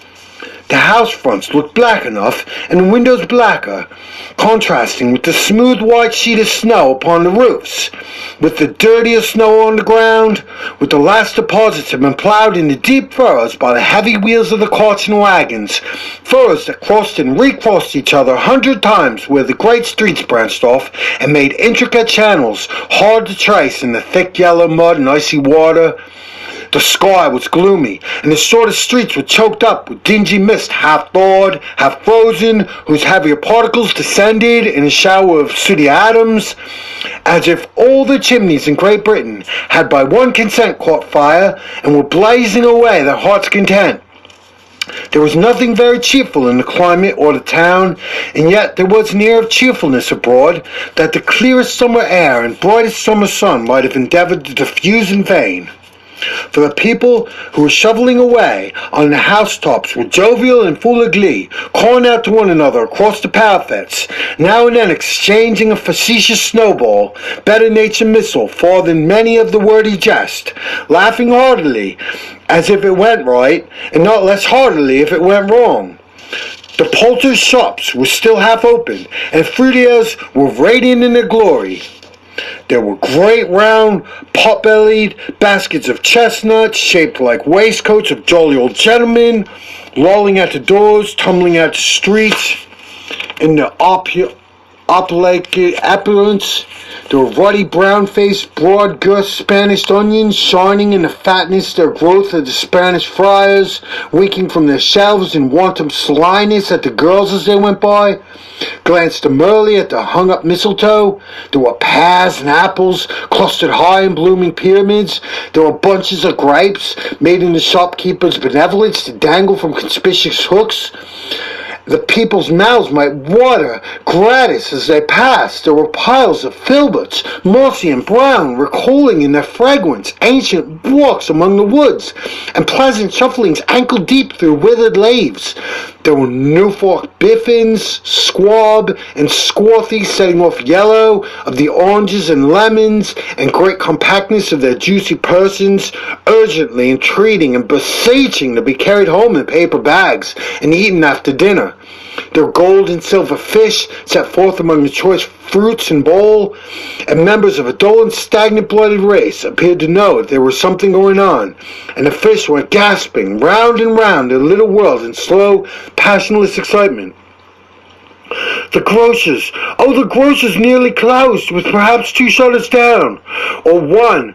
But though these gapped such glimpses, it made not alone the scales descending on the counter made merry sound, and the twine and roller parted company so briskly. Oh, that the canisters were rattled up and down like juggling tricks, and even that the blended scents of tea and coffee were so grateful to the nose, and even the raisins so plentiful and rare, the almonds so extremely white, the sticks of cinnamon so long and straight, the other spices so delicious, the candy fruit so caked and spotted with molten sugar as to make the coldest looker-ons feel faint and subsequently bilious. Nor was it the figs were moist and pulpy, that the French plums blushed in their modest tartness from their highly decorated boxes, that everything good to eat in its Christmas dress, but the customers were all so hurried and so eager and hopeful promise of the day, that they tumbled up against each other at the door, clashing their whisper baskets wildly, left their purchases upon the counter, and came running back to fetch them, and committed hundreds of the like mistakes in the humor possible, while the grocer and his people were so frank and fresh that their polished hats, in which they fastened their aprons behind, might have been their own, worn outside for general inspection, for Christmas doors to peck at if they chose. But soon the steeples called good people all to church and chapel, and away they came, flocking through the streets in their best clothes, with their gayest faces, and at the same time there emerged from the scores of by-streets, lanes, and nameless turnings, innumerable people carrying their dinners to bakers' shops. The sight of these poor revellers appeared to interest the spirit very much, for he stood with Scrooge beside him in the baker's doorway, and taking off the cover as the bearers passed, sprinkled incense on their dinners from his torch.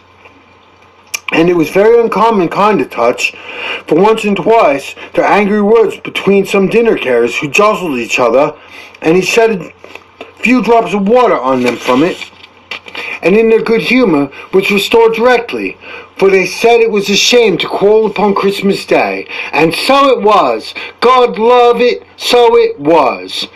In time the bells ceased, and the bakers were shut up, and there were genial shadowing forth from all the dinners and the progresses of their cooking, in thought blotch and wet of the baker's oven, where the pavement smoked as if the stones were cooking too.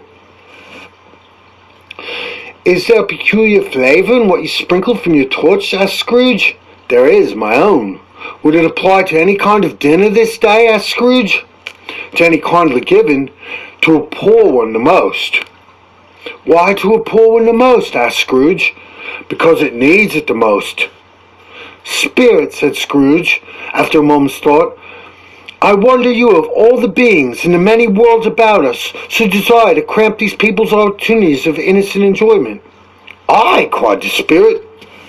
You would deprive them of their means of dining every 7th day, often the only day which can be said to dine at all, wouldn't you? Aye, cried the spirit. You seek to close these places on the 7th day, said Scrooge, and it comes to the same thing. I seek, exclaimed the spirit. Forgive me if I am wrong, but it has been done in your name, at least in that of your family, said Scrooge. There are some upon this earth, returned the spirit, who lay claim to know us, who do their deeds of passion, pride, ill will, hatred, envy, bigotry, selfishness in our name, who are strange to us and all our kith and kin, as they have never lived. Remember that, and charge their doings on themselves, not us. Scrooge promised that he would, and they went on, invisible, as they had been before, into the suburbs of the town. It was a remarkable quality of the ghost, which Scrooge observed at the baker's, that notwithstanding his gigantic size, he could accommodate himself to any place with ease, and he stood beneath a low roof quite as gracefully like a supernatural creature as it was possible that he could have done in any lofty hall. And perhaps it was the pleasure the good spirit had in showing off this power of his, or else in his own kind, generous, hearty nature, and his sympathy with all poor men, that led straight to Scrooge's clerks. For there he went, took Scrooge with him, holding to his robe, and on the threshold of the door the spirit smiled and stopped to bless Bob Cratchit's dwelling with the sprinkling of his torch. Think of that! Bob had but 15 bob a week himself. He pocketed on Saturday but 15 copies of his Christian name, and yet the ghost of Christmas present blessed his 4-roomed house. Then rose up Mrs. Cratchit, Cratchit's wife, just out, but poorly, and twice turned gown, but brave in ribbons, which are cheap and make a goodly show for 6pence, and she laid the cloth, assisted by Belinda Cratchit, second of her daughters, also brave in ribbons, while Master Peter Cratchit plunged a fork into a saucepan of potatoes, and getting the corners of his monstrous shirt collar, Bob's private property, conferred upon his son, heir and honor of the day, into his mouth, rejoiced to find himself so gallantly attired, and turned to show his linen in fashionable parks. And now the 2 smaller Cratchits, boy and girl, came tearing in, screaming that outside the baker's they had smelt a goose, and known it was their own. Basking in luxurious thoughts of sage and onion, these young Cratchits danced about the table, and exalted Master Peter Cratchit to the skies, while he, not proud, although his collars nearly choked him, blew the fire, until the slow potatoes bubbled up, and knocked loudly at the saucepan lid, to be let out and peeled. "What has ever got your precious father, then?" said Mrs. Cratchit, "and your brother, Tiny Tim? And Martha weren't as late as Christmas Day, as by a half hour?" "Here's Martha, mother," said the girl as appearing as she spoke. "Here's Martha, mother," cried the 2 young Cratchits. "Hurrah! There's such a goose, Martha!" "Why, bless your heart alive, my dear, how late you are," said Mrs. Cratchit, kissing her a dozen times, and taking off her shawl and bonnet, whose offers with officious zeal. "We'd a deal of work to finish up last night," replied the girl, "and had to clear away this morning, mother." "Well, never mind you so as long as you're come," said Mrs. Cratchit. "Sit you down by the fire, my dear, and have a warm. Lord bless ye." No, there's father coming," cried the 2 young Cratchits. They were everywhere at once. "Hide, Martha, hide!" So Martha hid herself, and in came little Bob, the father, with at least 3 foot of comforter, exclusive on the fringe, hanging down before him, and his threadbare clothes, darned and brushed up to look seasonable, and Tiny Tim upon his shoulder. Alas for Tiny Tim! He bore a little crutch, for which his limbs had supported by an iron frame. "Why, where's our Martha?" cried Bob Cratchit, looking round. "Not coming," said Mrs. Cratchit. "Not coming," said Bob, with a sudden declension in his high spirits, for he had been Tiny Tim's blood horse all the way from church, and had come home rampant. "Not coming upon Christmas Day?" Martha didn't like to seem disappointed, if it were only a joke, so she came out prematurely from behind the closet door and ran into his arms, while the 2 young Cratchits hustled Tiny Tim and bore him into the wash-house, that they might hear the pudding singing in the copper. "And how did little Tiny Tim behave?" said Mrs. Cratchit, when she had rallied Bob on his credulity, and Bob had hugged his daughter to his heart's content. "As good as gold," said Bob, "and better. Somehow he gets thoughtful sitting by himself so much, and thinks the strangest things you could have ever heard. He told me coming home that he hoped the people saw him in the church, because he was a cripple, and it might be a pleasant to them to remember upon Christmas Day who made lame beggars walk and made blind men see." Bob's voice was tremulous when he told him this, and trembled more when he said that Tiny Tim was growing strong and hearty. His active little crutch was heard upon the floor, and back came Tiny Tim before another word was spoken, escorted by his brother and sister to his stool before the fire, and while Bob, turning up his cuffs, as if, poor fellow, they were capably made more shabby, compounded some hot mixture in a jug with gin and lemons, and stirred it round and round, and put it on the hob to simmer. Master Peter and 2 ubiquitous young Cratchits went to fetch the goose, with which they soon returned in high procession. Such a bustle ensued that you might have thought a goose in its rarest of all birds, a feathered phenomena, to which a black swan was a matter of course. In truth, it was something very like it in that house. Mrs. Cratchit made the gravy, ready beforehand in a little saucepan, hissing hot. Master Peter mashed potatoes with an incredible vigor. Miss Belinda sweetened up the applesauce. Martha dusted the hot plates. Bob took Tiny Tim beside him to a tiny corner of the table, and the two young Cratchits set chairs for everybody, not forgetting themselves, and mounting a guard upon their posts, crammed spoons into their mouths, lest they should shriek for goose before their turn came to be helped. At last the dishes were set on, and grace was said. It was succeeded by a breathless pause, as Mrs. Cratchit, looking slowly along the carving knife, prepared to plunge into the breast. But when she did, and when long-expected gush of stuffing issued forth, one murmur of delight arose all around and aboard, and even Tiny Tim, excited by the two young Cratchits, beat by the table with the handle of his knife, and feebly cried, "Hurrah!" There was never such a goose. Bob said he didn't believe there was ever such a goose cooked. Its tenderness and flavor, size and cheapness were themes of universal admiration. Eked out by applesauce and mashed potatoes, it was sufficient dinner for the whole family indeed. And Mrs. Cratchit said with great delight, surveying one small atom of bone upon the dish, they hadn't eaten it all at last. Yet every one had had enough, and the youngest Cratchits in particular were steeped in sage and onions to the eyebrows. But now, the plates being changed by Miss Belinda, Miss Cratchit left the room alone, too nervous to bear witness, to take the pudding up and to bring it in.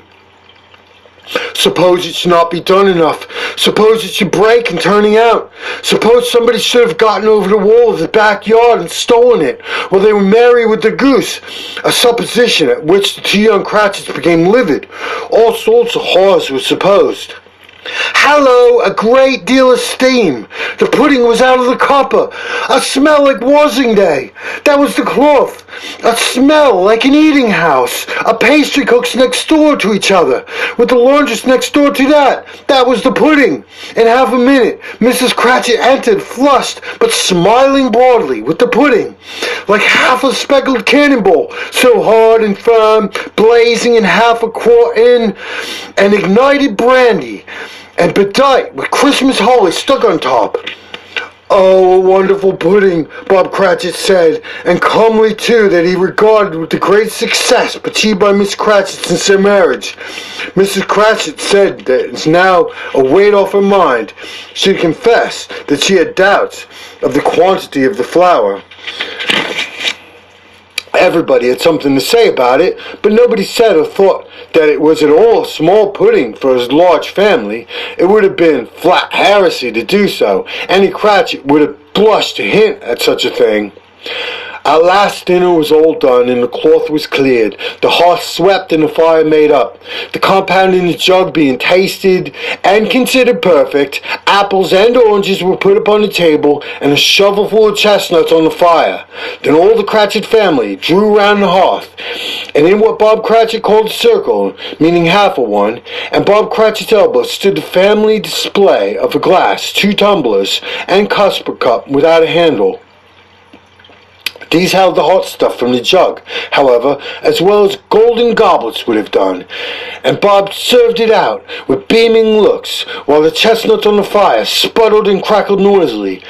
Then Bob proposed, "A Merry Christmas to all of us, my dears. God bless us," which all the family re-echoed.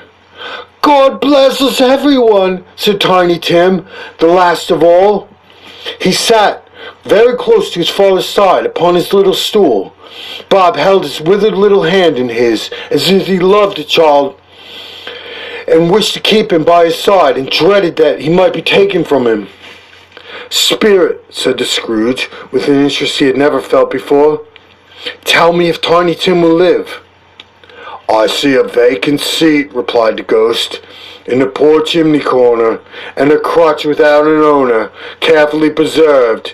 If these shadows remain unaltered by the future, the child will die."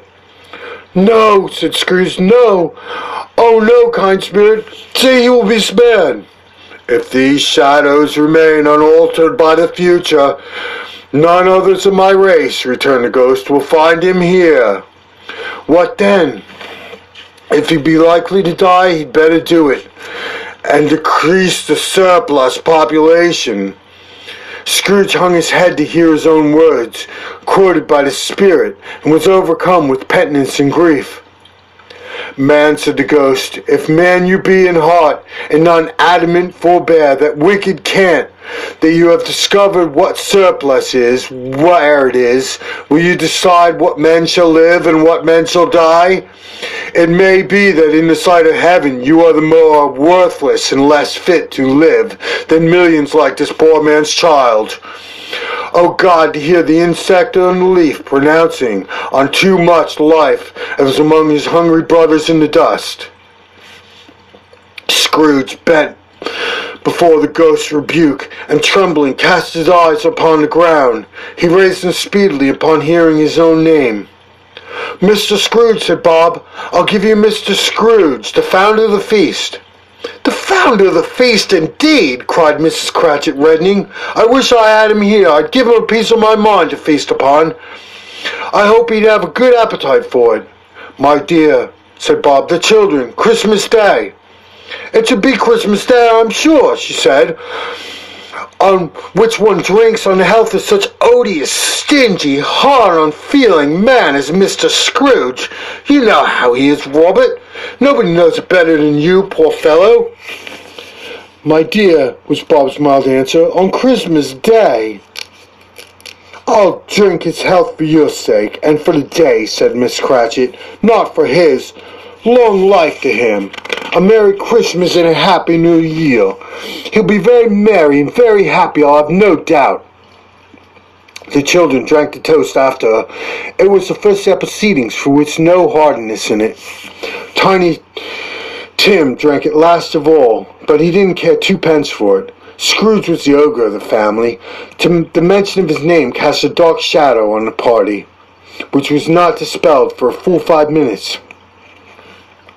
After they passed away, they were 10 times merrier than before, for the mere relief of Scrooge the Baleful being done with.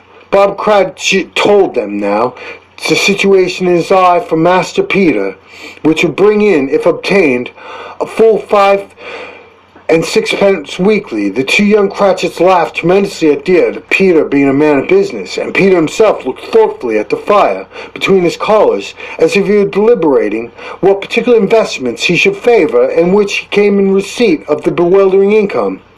Martha, who was a poor apprentice at a milliner's, then told them what kind of work she had to do, how many hours she worked at a stretch, how she meant to lie abed tomorrow morning, a good long rest tomorrow, being a holiday, she passed at home.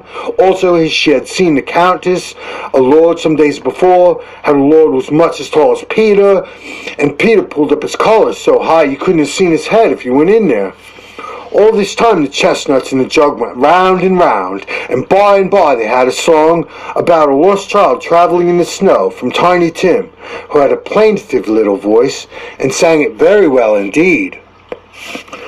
There was nothing of a high mark in this. They were not a handsome family. They were not well dressed. Their shoes were far from being waterproof. Their clothes were scanty, and Peter might have known, very likely did, the inside of a pawnbroker's. But they were happy, grateful, pleased with one another, and contented with the time. And when they faded, looking happier yet, in bright sprinklings of the spirit's torch at parting, Scrooge had his eye upon them, especially on Tiny Tim until the last. By this time it was getting dark and snowing pretty heavily, and as Scrooge and the spirit went along the streets, the brightness of the roaring fires in kitchens, parlors, all sorts of rooms was wonderful. Here the flickering of the blaze showed preparations for a cozy dinner, with hot plates baking, and through before the fire and deep red curtains ready to be drawn, to shut out the cold and darkness, There all the children of the house were running out into the snow to meet their married sisters, brothers, cousins, aunts, to be the first to greet them. Here again were the shadows of the window blind, guests assembling. There were groups of handsome girls, all hooded and fur-booted, all chattering at once, tripped up lightly of some near neighbor's house, where woe upon a single man who saw them enter, artful witches. Well they knew it, in a glow. But if you had judged all the numbers of people on their way to friendly gatherings, you might have thought that no one was at home to give them welcome when they got there. Instead, every house expecting company and piling up its fires chimney high, blessings on it, how the ghost exalted, how it bared its breath of breast, how it opened its capricious palm and floated on, outpouring with generous hand its bright and harmless mirth on everything within reach. The very lamplighter who ran on before the dull and dusty street, with specks of light, and who addressed to spend the evening somewhere, laughed out loudly as the spirit passed, though little kenned the lamplighter that he had any company but Christmas. And now, without a word of warning, the ghosts, they stood upon the bleak and desert moor, where monstrous masses of rude stone were cast about, as if though were the burial place of giants, and water spread itself whatsoever listed, or would have done so, but for the frost that held it prisoner, and nothing grew but moss and furze, and coarse and rank grass. Down in the west, the setting sun had laughed a streaky red, fiery red, glared upon the desolation for an instant, like a sullen eye, frowning lower, lower, lower, yet was lost in the thick gloom of the darkest night.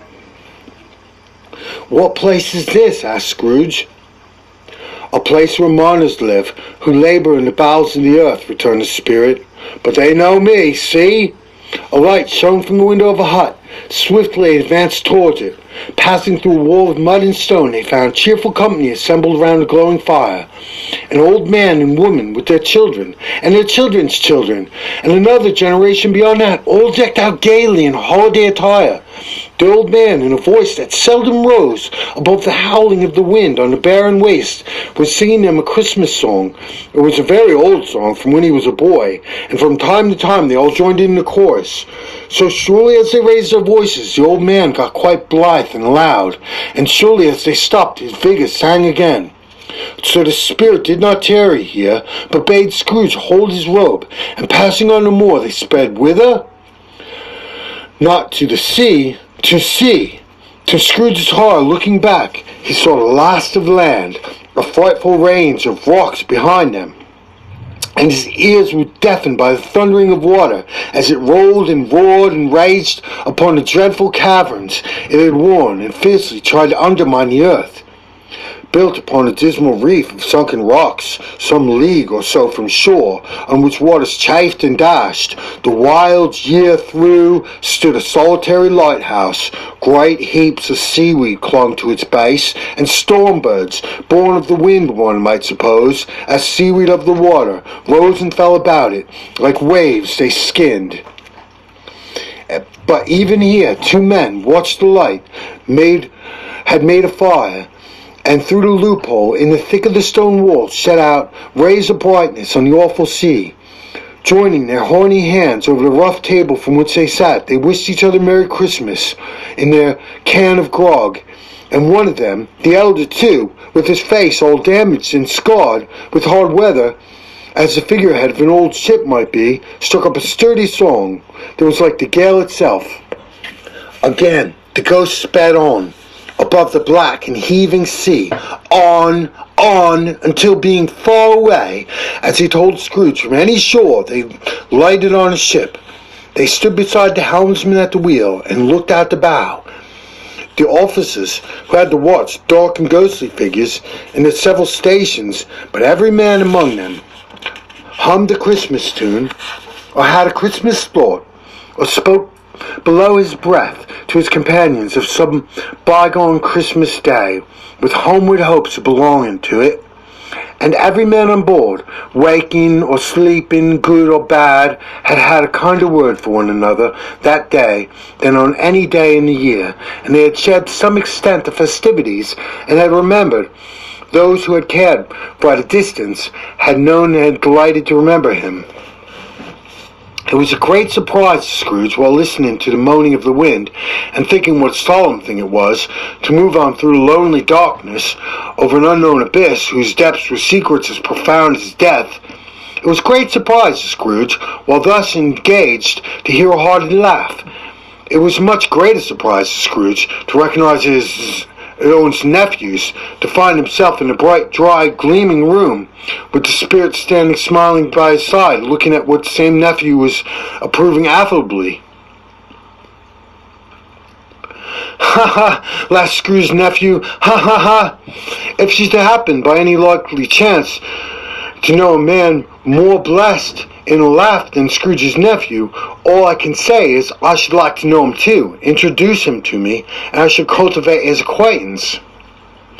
It is a fair, even-handed, noble adjustment of things, that while there is an infection of disease and sorrow, there is nothing in the world so irresistibly contagious as laughter and good humour. When Scrooge's nephew laughed in his way, holding his sides, rolling his head, twisting his face in the most extravagant contortions, Scrooge's niece, by marriage, laughed as heartily as he, and the assembled friends, being not a bit behindhand, roared out lustily. "He said that Christmas was a humbug as I lived," cried Scrooge's nephew, "and he believed it too." "More shame for him, Fred," said Scrooge's niece indignantly. "Bless those women, they never do anything by halves. They are always in earnest." She was very pretty, exceedingly pretty, with a dimpled, surprised-looking capital face and ripe little mouth that seemed made to be kissed, as no doubt it was, all kinds of good little dots about her chin that melted into one another when she laughed, and the sunniest pair of eyes you ever saw in any little creature's head. Although she was what you would have called provoking, you know, but satisfactory too. Oh, perfectly satisfactory. "He's a comical old fellow," said Scrooge's nephew. "That's the truth, and not so pleasant as he might be. However, his offences carry their own punishment, so I have nothing to say against him." "I'm sure he is very rich, Fred," hinted Scrooge's niece. "At least always tell me so." "What of that, my dear?" said Scrooge's nephew. "His wealth is of no use to him. He don't do any good with it. He don't make himself comfortable with it. He isn't satisfactory of thinking, that he's ever going to benefit us with it. I've no patience with him," observed Scrooge's niece. Scrooge's niece's sisters and all the other ladies expressed the same opinion. "Oh, I have," said Scrooge's nephew. "I'm sorry for him. I couldn't be angry with him if I tried. Who suffers by his ill whims? Himself always. It takes it to his head to dislike us, and he won't come by and dine with us. What's the consequence? He don't lose much of a dinner." "Indeed, I think he loses a very good dinner," interrupted Scrooge's nieces. Everybody else said the same, and they must be allowed to have been competent judges, because they had just had dinner, and with dessert upon the table, were clustered around the fire by the lamplight. "Well, I'm very glad to hear it," said Scrooge's nephew, "because I haven't the greatest faith in these young housekeepers." "What do you say, Topper?" Topper had clearly gotten his eye upon one of Scrooge's niece's sisters, for he answered that a bachelor was a wretched outcast who had no right to express an opinion on the subject. Whereat Scrooge's niece's sister, the plump one with the lace tucker, not the one with the roses, blushed. "Do go on, Fred," said Scrooge's niece, clapping her hands.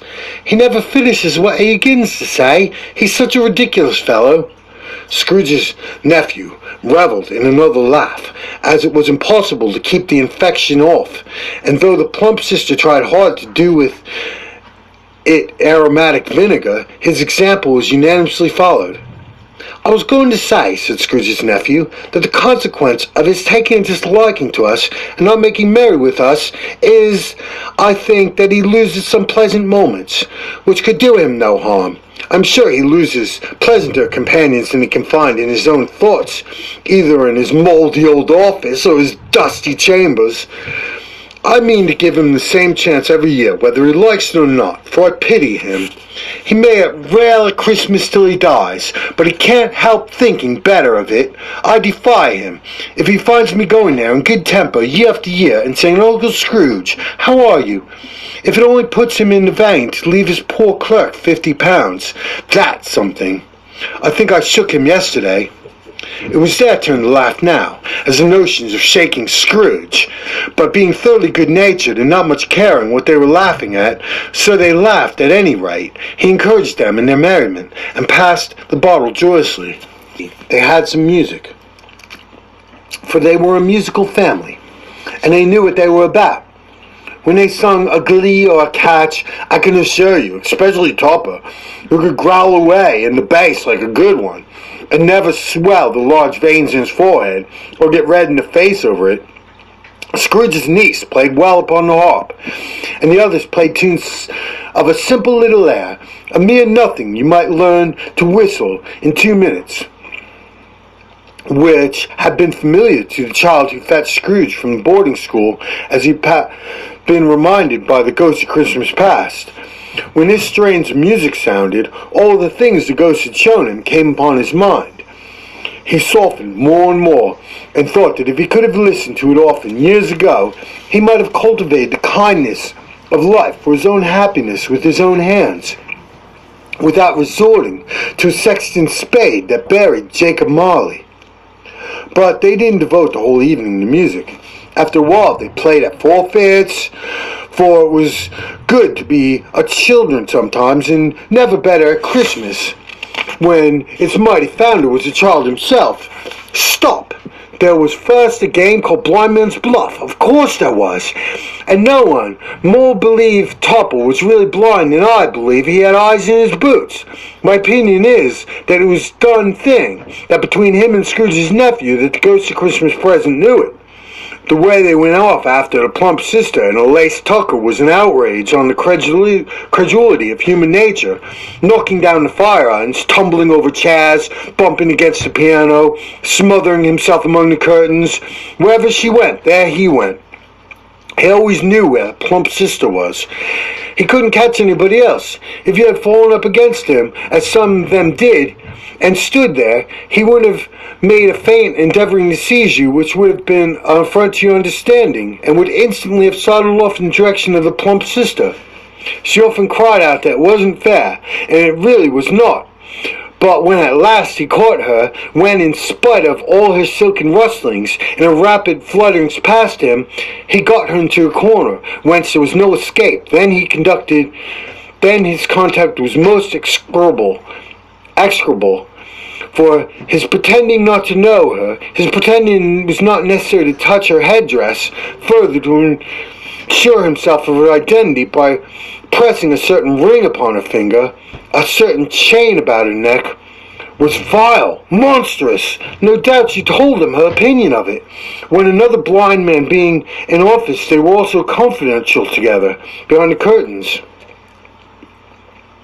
Scrooge's niece was not one of the Blind Man's Bluff party, but was made comfortable with a large chair and a footstool in a snug corner, where the ghost and Scrooge were close behind her. But she joined in the forfeits, and loved her joined to admiration with all the letters of the alphabet. Likewise, at the game of how, when, and where, she was very great, and to the secret joy of Scrooge's nephew, beat her sisters hollow, though they were sharp girls too, as Tupper would have told you. There might have been 20 people there, young and old, but they all played. So did Scrooge, for wholly forgetting the interest he had in what was going on. His voice made no sound in their ears. He sometimes came out with his guess quite loud, and very often guessed right too. For the sharpest needle, best Whitechapel, warned not to cut the eye, was not sharper than Scrooge, blunt as he took it in his head to be. The ghost was greatly pleased to find him in this mood, and looked upon him with such favour that he begged like a boy to be allowed to stay until the guest departed. But the spirit said it could not be done. "Here's a new game," said Scrooge. "1 half-hour, spirit, only one." It was a game called Yes and No, where Scrooge's nephew had to think of something, and the rest must find out what. He only answering to the questions yes and no of the case it was, and the brisk fire of questioning that he was exposed elicited from him that he was thinking of an animal, a live animal, rather a disagreeable animal, a savage animal, an animal that growled and grunted sometimes, and talked sometimes, and lived in London, and walked about the street, and wasn't made a show of, and wasn't led by anybody, that didn't live in a menagerie, and was never killed in a market, was not a horse, nor an ass, or a cow, nor a bull, or a dog, or a pig, or a cat, or a bear. At every fresh question that was put to him, this nephew burst into a fresh roar of laughter that was so inexplicably tickled that he was obliged to get up off the sofa and stamp. At last the plump sister, falling into a similar state, cried out, "I've found it out! I've found it out, Fred, I know what it is." "What is it?" cried Fred. "It is your Uncle Scrooge!" Which it certainly was. Admiration was universal sentiment, however, though some objected to reply, "Is it a bear?" ought to have been yes, insomuch as the answer was negative and sufficient to divert their thoughts away from Mr. Scrooge, supposing they had ever had any tendency that way. "He has given us plenty of merriment, I'm sure," said Fred, "and it would be ungrateful not to drink to his health. Here is a glass of mulled wine, ready to our hand at the moment. I will say, Uncle Scrooge." "Well, Uncle Scrooge," they cried. "A Merry Christmas and a Happy New Year to the old man, wherever he is," said Scrooge's nephew. "He wouldn't take it from me, but he may have it nevertheless, Uncle Scrooge." Uncle Scrooge had imperceptibly become so gay and light of heart that he would have pledged the unconscious company in return and thanked them in an inaudible speech if the ghost hadn't given him time. But the whole scene passed off in the breath of the last words spoken by his nephew, and he and the spirit were again upon their travels. Much as they saw and as far as they went, many homes they visited, but always with a happy end. The spirits stood by sick beds, and they were cheerful, on foreign lands, and they were close at home, by struggling men, and they were patient in their greater hope, by poverty, and it was rich, in the almshouse, hospital, and jail, in misery, every refuge where vain man sat his little brief authority had not made fast the door, and barred the spirit out. He left his blessing, and he taught Scrooge his precepts. It was a long night. It was only a night, but Scrooge had his doubts of this, because Christmas holidays appeared to be condensed into the space of time they passed together. It was strange, too, that Scrooge remained unaltered in his outward form, but the ghost grew older, clearly older. Scrooge had observed this change, but never spoke of it, until they left the children's 12th night parody. When, looking at the spirit as they stood together in an open place, he noticed his hair was gray. "Are spirits' lives so short?" asked Scrooge. "My life upon this globe is very brief," replied the ghost. "It ends tonight." "Tonight!" cried Scrooge. "Tonight at midnight. Hark, the time is drawing near." The chimes were ringing, 11:15 at that moment. "Forgive me if I'm not justified in what I asked," said Scrooge, looking intently upon the spirit's robe, "but I see something strange, not belonging to yourself, protruding from your skirts. Is it a foot or a claw?" "It might be a claw, for the flesh there is upon it," said the spirit's sorrowful reply. "Look here." From the foldings of its robe, it brought 2 children, wretched, abject, frightful, hideous, miserable. They knelt down at its feet and clung upon the outside of its garment. "Oh man, look here, look down here," exclaimed the ghost. They were a boy and a girl, yellow, meager, ragged, scowling, wolfish, but prostrate too in their humility. Where the grateful youth should have filled their features out and touched them with the freshest tints, a stale and shriveled hand, that of age, had pinched and twisted them and pulled them into shreds. Where angels might have sat enthroned, devils lurked and glared out menacing. No change, no degradation, no perversion of humanity in any grade through all the mysteries of wonderful creation has monsters half so horrible and dread. Scrooge started back, appalled. Having them shown to him in this way, he tried to say they were fine children, but the words choked themselves rather than parties to a lie of such enormous magnitude. "Spirit, are they yours?" Scrooge could say no more. "They are man's," said the spirit, looking down upon them, "and they cling to me, appealing from their fathers. This boy is ignorance. This girl is want. Beware them both in all their degree. But of all beware this boy, for on his brow I see that is written, which is doom, unless the writing is erased. Deny it," cried the spirit, stretching out its hand towards the city. "Slander those who tell it ye. Admit it for your fatuous purposes, make it worse. Bid the end." "Have they no refuge or resource?" cried Scrooge. "Are there no prisons?" said the spirit, turning on him for the last time with his own words. "Are there no workhouses?" The bell struck 12. Scrooge looked about him for the ghost and saw it not. For the last stroke ceased to vibrate. He remembered the prediction of old Jacob Marley, and lifting his eyes, beheld a solemn phantom, draped and hooded, coming like a mist along the ground towards him. Stave 4. The last of the spirits. The phantom slowly, gravely, silently approached.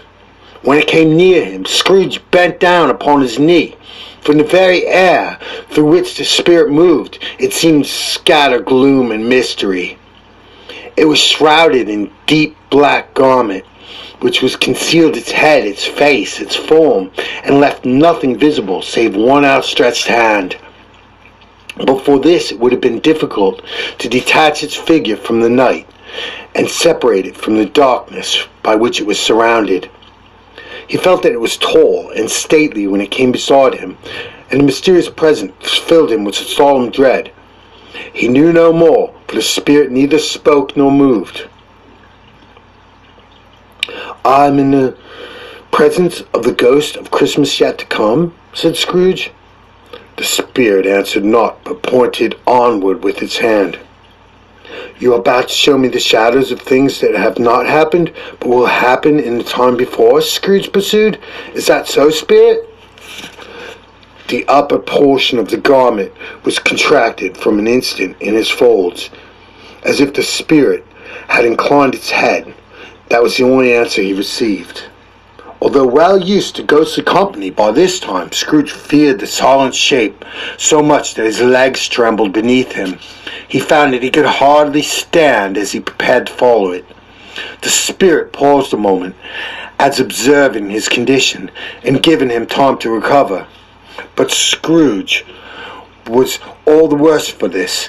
It thrilled him with vague uncertain horror to know that behind the dusky shroud there was ghostly eyes intently fixed upon him, while he, through stretched his own to the utmost, could see nothing but a spectral hand and one great heap of black. "Ghost of the future," he exclaimed, "I fear you more than any spectre I've seen, but I know your purpose is to do me good, and I hope to live to be another man from what I was. I'm prepared to bear you company, and do it with a thankful heart. Will you not speak to me?" It gave him no reply. The hand was pointed straight before them. "Lead on," said Scrooge. "Lead on. The night is waning fast, and it is precious time to me, I know. Lead on, spirit." The phantom moved away as it had come towards him. Scrooge followed in the shadows of its dress, which bore him up, he thought, and carried him along. They scarcely seemed to enter the city, for the city rather seemed to spring up about them and encompass them in its own act. But they were in the heart of it, unchanged amongst the merchants who hurried up and down and clinked money in their pockets and conversed in groups and looked at their watches, trifled thoughtfully with their great golden seals and so forth. Scrooge had seen them often. The spirit stopped behind one of the businessmen, observing the hand that was pointed to them. Scrooge advanced to listen to their talk. "No," said a great fat man with a monstrous chin. "I don't know much about it either way. I only know he's dead." "When did he die?" inquired another. "Last night, I believe." "Why, what was the matter with him?" asked the third, taking a vast quantity of snuff out of a very large snuff box. "I thought he'd never die." "God knows," said the first with a yawn. "What has he done with his money?" asked a red-faced gentleman with a pendulous excrescence on the end of his nose that shook like the gills of a turkey cock. "I haven't heard," said the man with the large chin, yawning again. "Left it to his company, perhaps. He hasn't left it to me, that's all I know." This pleasantry was received with a general laugh. "It's likely to be a very cheap funeral," said the same speaker, "for upon my life I don't know of anybody to go to it. Suppose we make up a party and volunteer." "I don't mind going if lunch is provided," observed the gentleman with the excrescence on his nose, "but I must be fed if I'm to make one." Another laugh. "Well, I'm most disinterested amongst you after all," said the first speaker, "for I never wear black gloves and will never eat lunch. But I'll offer to go if anybody else will. When I come to think of it, I'm not at all sure I wasn't his most particular friend, for we used to stop and speak whenever we met. Bye-bye." Speakers and listeners strolled away, mixed with other groups. Scrooge knew the men and looked towards the spirit for an explanation. The phantom glided on into his street. Its finger pointed at two persons meeting. Scrooge listened again, thinking the exclamation might lie here. He knew these men also perfectly. They were men of business, very wealthy, great importance. He had made a point of always standing well in their esteem, in a business point of view, that is, strictly in a business point of view. "How are you?" said the one. "How are you?" returned the other. "Well," said the first, "Old Scratch has got his own at last, eh?" "So I'm told," returned the second. "Cold, isn't it?" "Seasonable for Christmas time. You're not a skater, I suppose?" "No, something else to think of. Good morning." Not another word. That was their meeting, their conversation, and their parting. Scrooge was at first inclined to be surprised that spirits should attach importance to conversations apparently so trivial, but feeling assured they must have some hidden purpose, he set himself to consider what was likely to be. They could scarcely be supposed to have any bearing on the death of Jacob, his old partner, for that was past, and this ghost province was the future. Nor could he think of anyone immediately connected with himself to whom he could apply them, but nothing doubting that to whomever they applied, there had been some latent moral for his own improvement. He resolved to treasure up every word he heard and everything he saw, especially to observe the shadow of himself when it appeared. For he had an expectation that the conduct of his future self would give him a clue he missed and render the solution of these riddles easy. He looked about in that very place for his own image, for another man stood in his accustomed corner. Though the clock pointed at its usual time of day for being there, he saw no likeness of himself among the multitudes that poured through the porch. It gave him little surprise, however, that he had been revolving his mind to change their life, and thought he hoped to see his newborn resolutions carried out in this. Quiet and dark beside him stood the phantom, with its outstretched hand. When he roused himself from his thoughtless quest, he fancied himself the turn of his hand in a situation in reference to himself that unseen eyes that were looking at him keenly. It made him shudder and feel very cold. They left the busy scene and went into an obscure part of town where Scrooge had never penetrated before, although he recognized its situation, its bad repute. The ways were foul and narrow, the shops and houses wretched, the people half-naked, drunken, slipshod, ugly. Alleys and archways, like so many cesspools, disgorged of their offences of smell and dirt and life upon the straggling streets, and the whole quarter reeked with crime, with filth, misery. Far in this den of infamous resort was a low-browed, beetling shop below a penthouse roof, where iron, old rags, bottles, bones, greasy offal were brought. Upon the floor within were piled up heaps of rusty keys, Nails, chains, hinges, files, scales, weights, and refuge iron of all kinds. Secrets that few would like to scrutinize were bred and hidden in mountains of unseemly rags, masses and corrupted fat, and sepulchres of bone. Sitting in amongst these wares he dealt by a charcoal stove made of old bricks was a grey-haired old rascal, nearly 70 years of age, who had screened himself from the cold air without by a falsy curtain of miscellaneous tatters hung upon a line, and smoked his pipe in all the luxury of calm retirement. Scrooge and the Phantom came into presence of this man, who just as a woman with a heavy bundle slunk into the shop, but she had scarcely entered when another woman, similarly laden, came in too. She was closely followed by a man in faded black, who was no less startled by the sight of them, and then they had been upon the recognition of each other. After a short period of blank astonishment, in which the old man with the pipe had joined them, all three burst into a laugh. "Let the charwoman alone be the first," cried she who entered first. "Let the laundress alone be the second. Let the undertaker's man alone be the third. Look here, old Joe, here's a chance. If we haven't all three met without meaning it." "You couldn't have met a better place," said old Joe, removing his pipe from his mouth. "Come into the parlor. You were made free of it long ago, you know, and the other two ain't strangers. Stop, till I shut the door of the shop. Ah, how it squeaks! Ain't such a rusty bit of metal in the place as its own hinges, I believe. And I'm sure there's no such old bones in here as mine. Ha ha!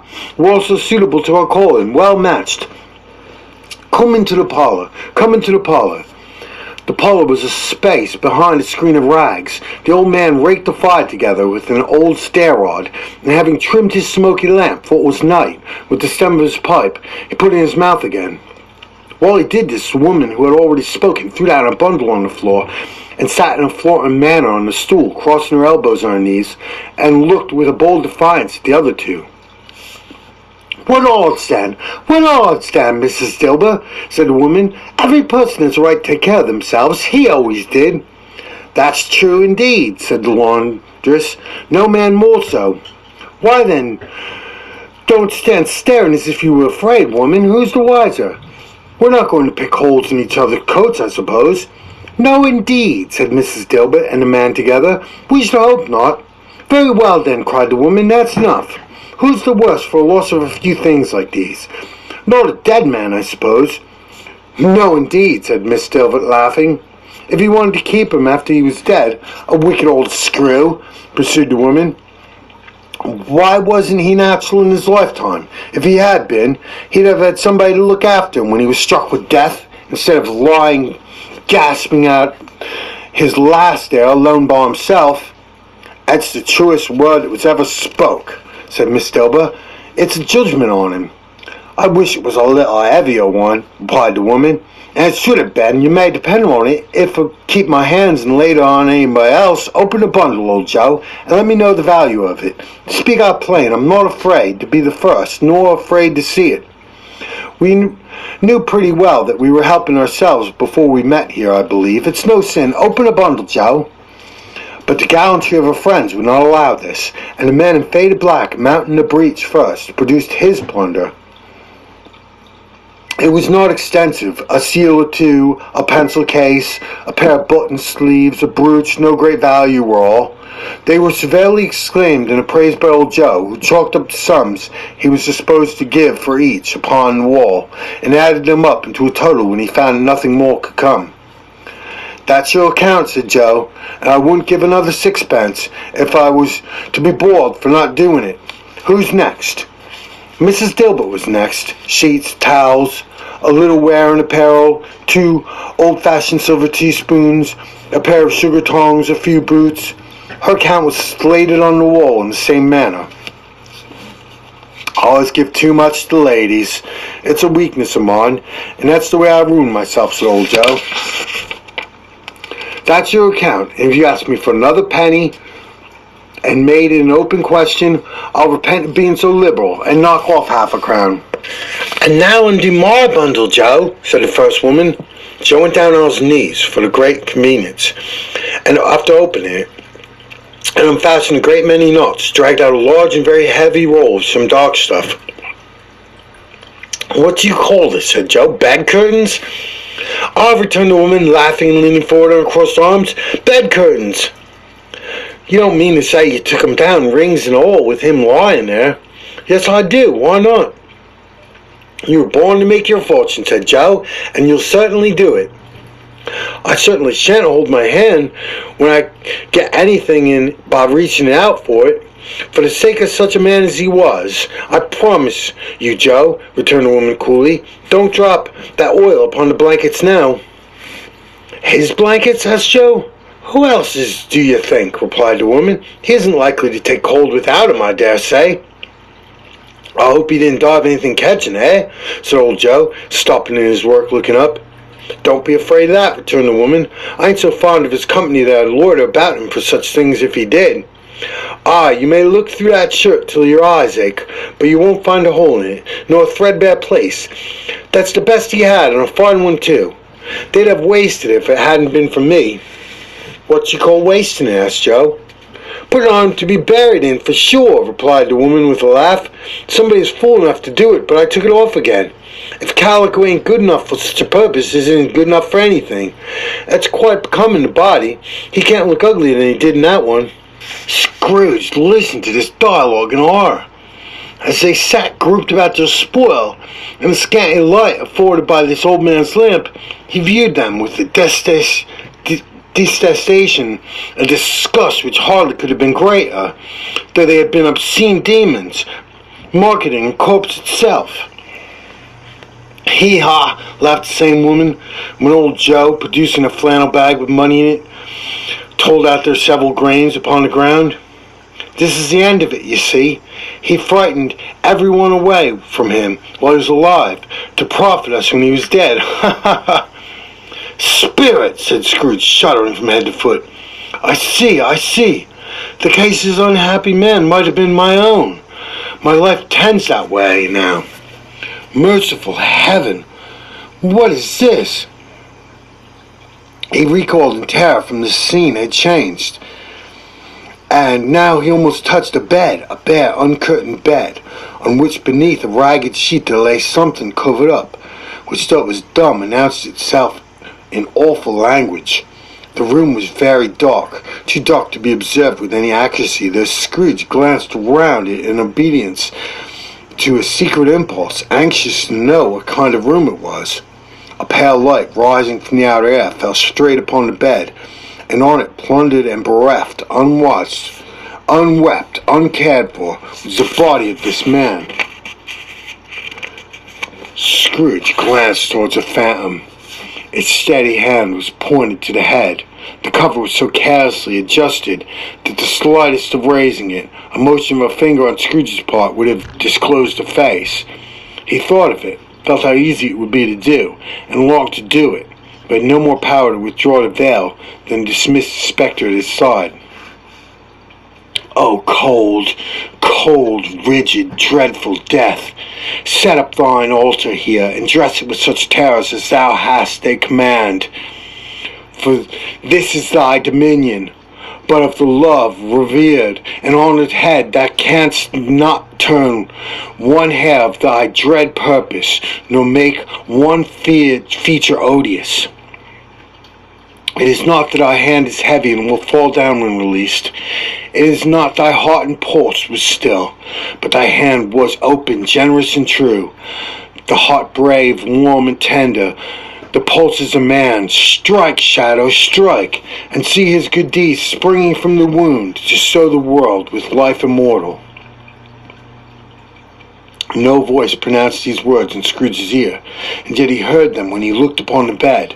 He thought, if this man could be raised up now, what would be his foremost thoughts? Avarice, hard dealing, griping cares? They had brought him to a rich end, truly.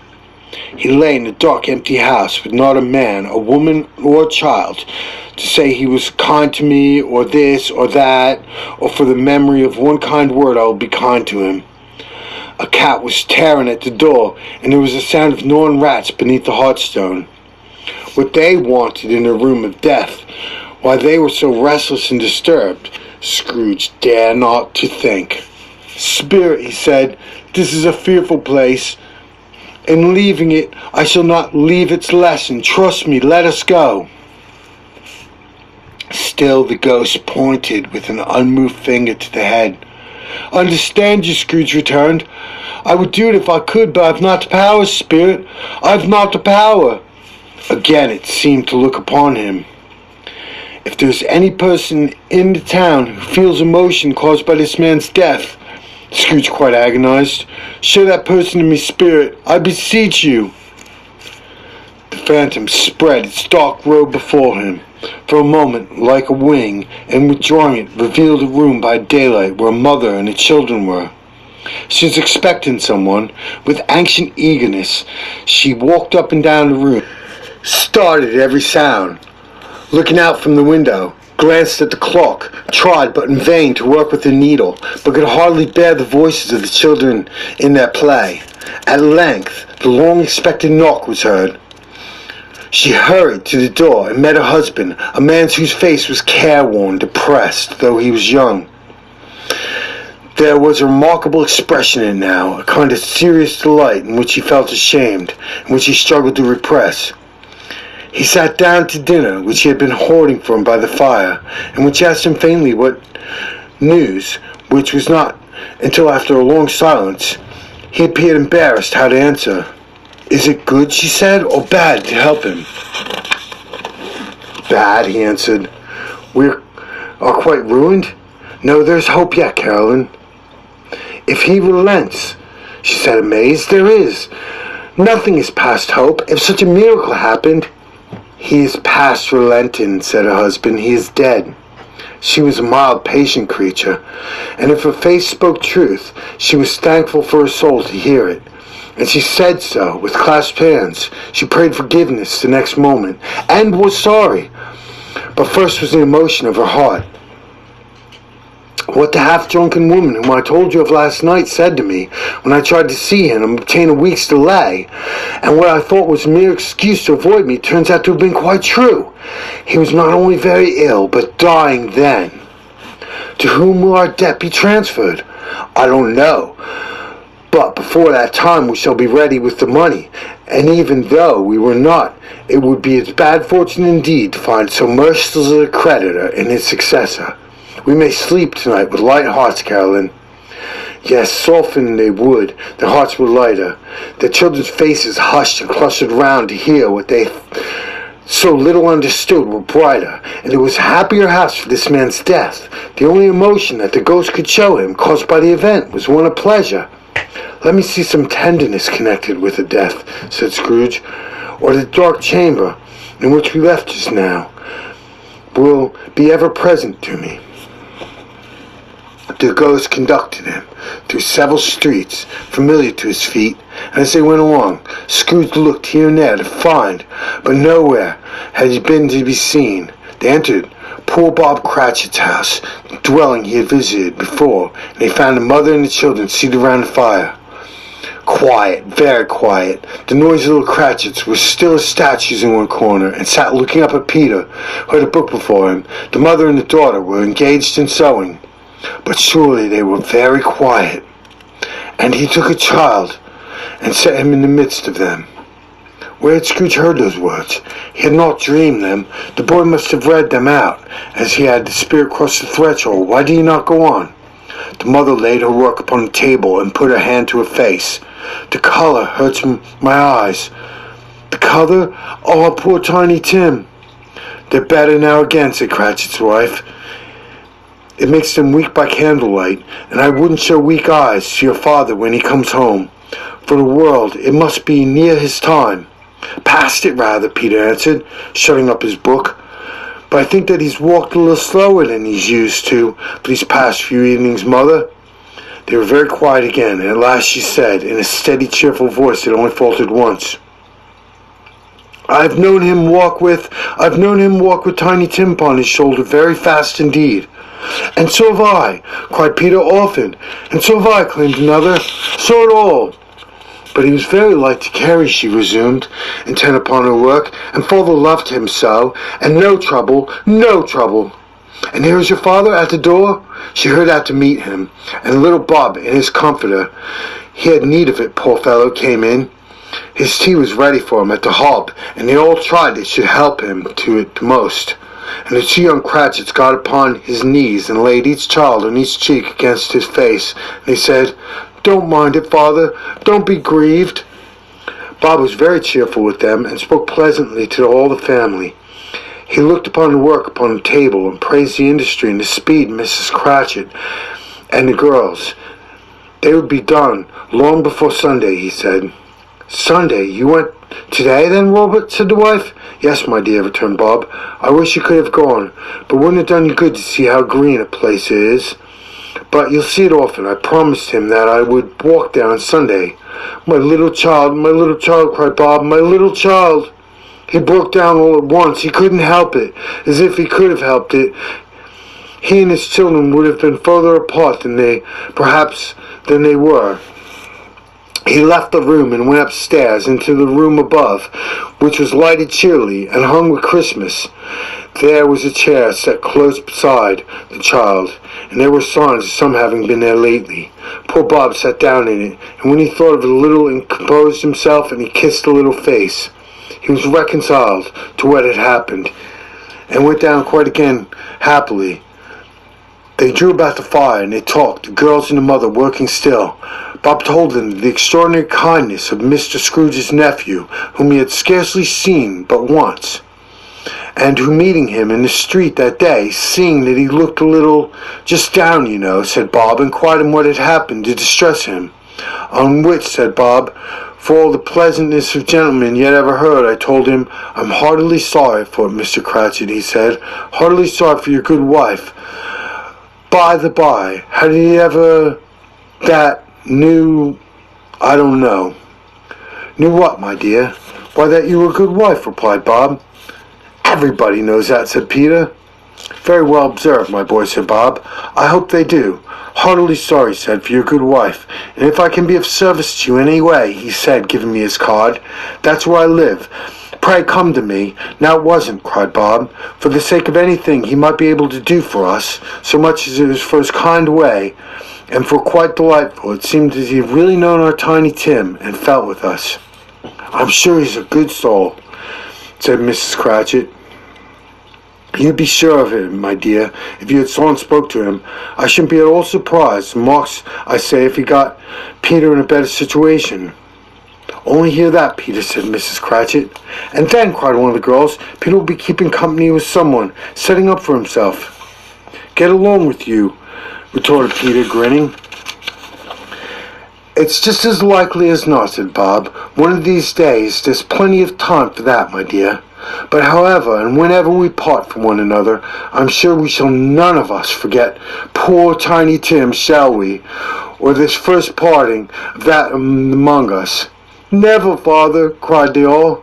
"And I know," said Bob, "I know, my dears, that when we recollect how patient and mild he was, although he was a little child, we shall quarrel easily among ourselves and forget Tiny Tim in doing it."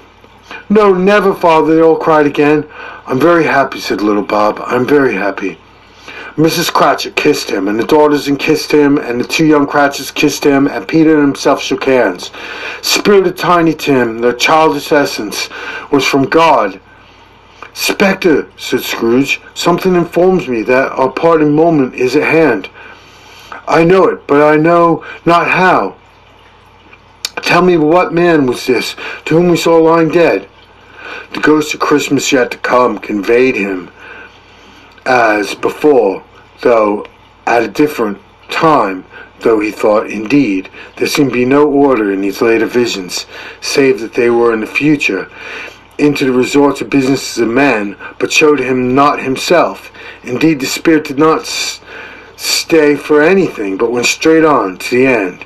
Just now desired, until it besought by Scrooge to tarry for a moment. "This court," said Scrooge, "through which we hurry, now, through which my place of occupation is, for which has been a length of time.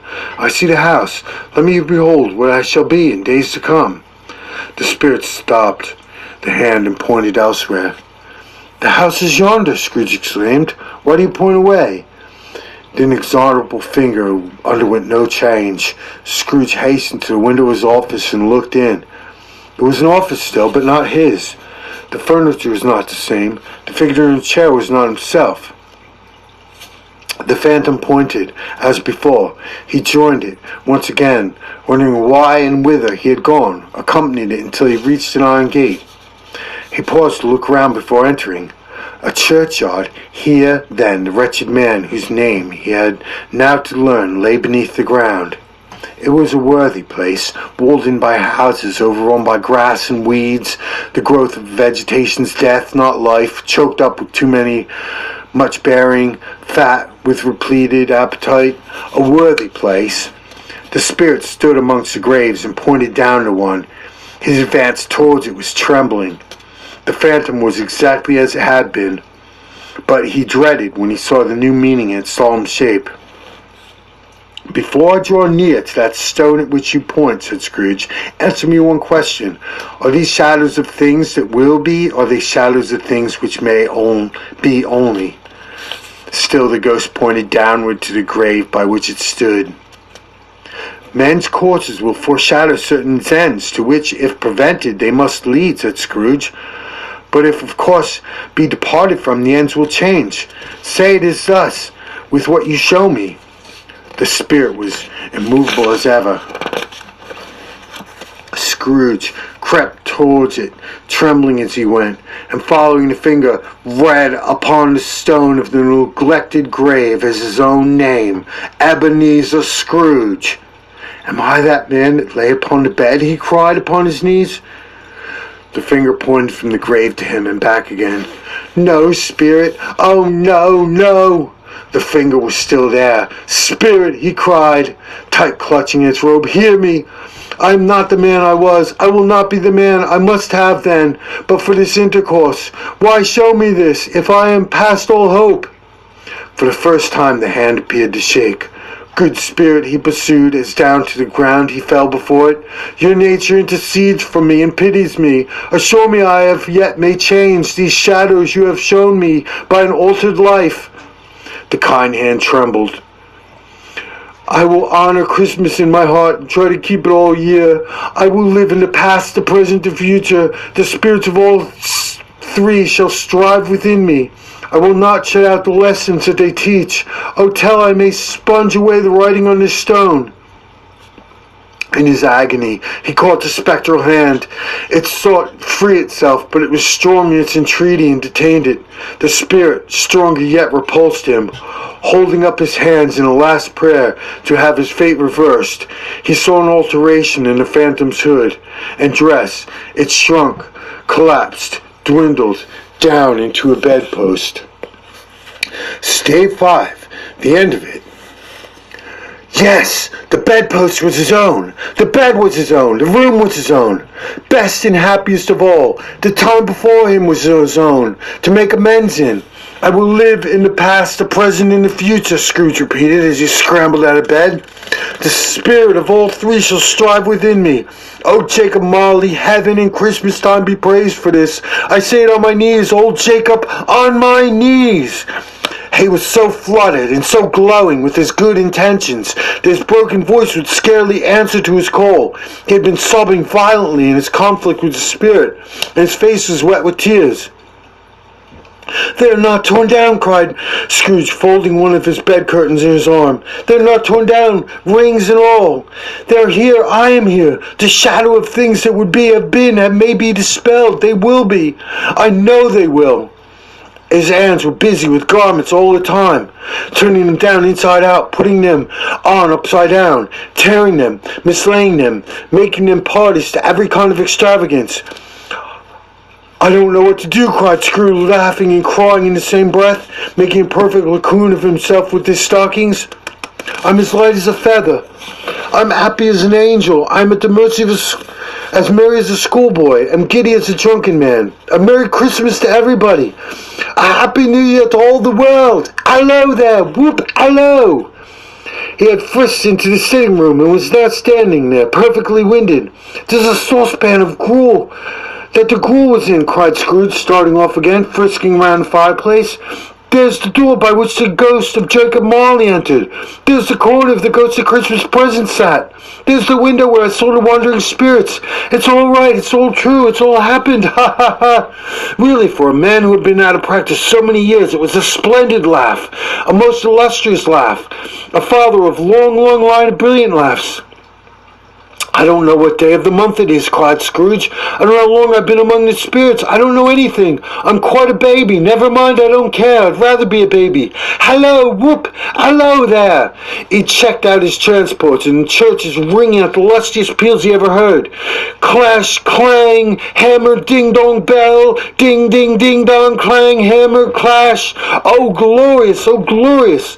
Running to the window, he opened and put out his head. No fog, no mist, clear, bright, jovial, stirring, cold, piping the blood to dance to, golden sunlight, heavenly, sky, sweet fresh air, merry bells, oh glorious, glorious.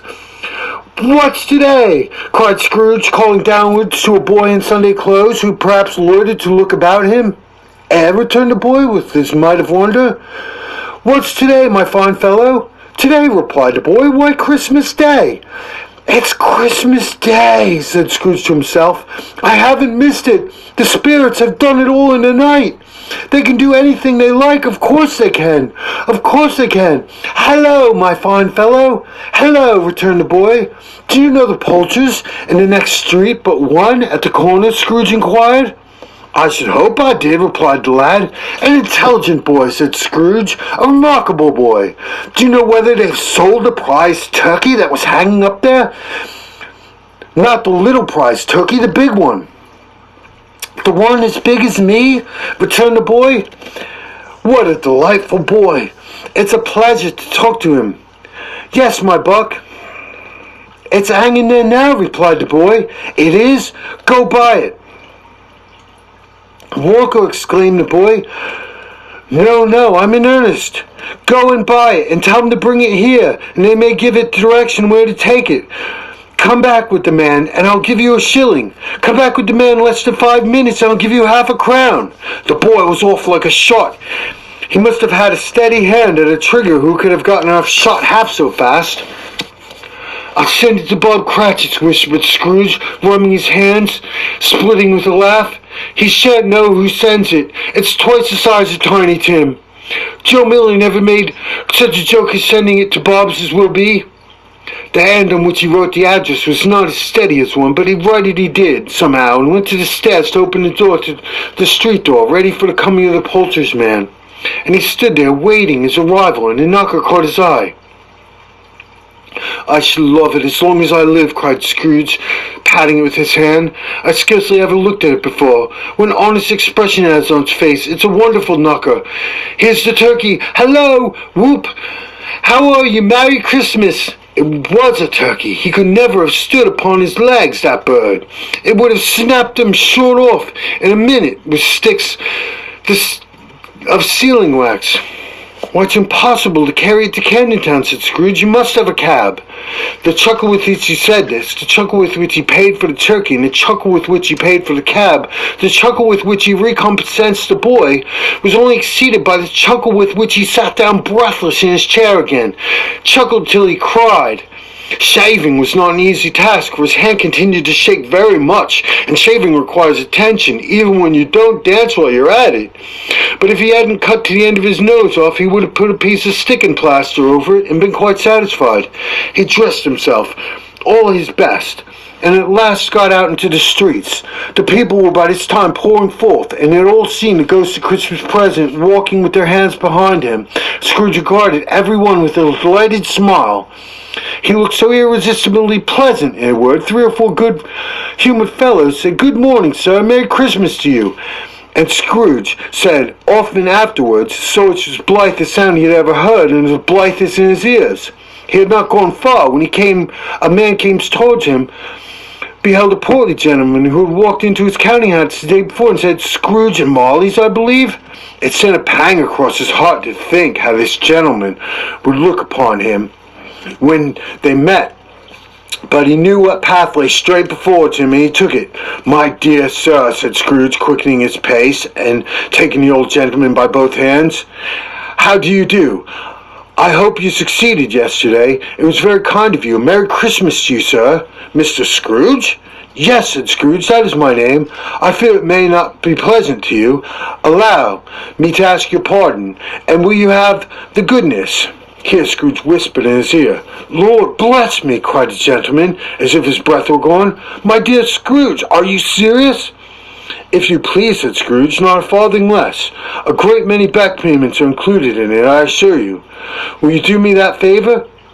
"My dear sir," said the other, shaking hands with him, "I don't know what to say to such a munificent—" "Don't say anything, please," retorted Scrooge. "Come and see me. Will you come and see me?" "I will," cried the old gentleman, and it was clear he meant to do it.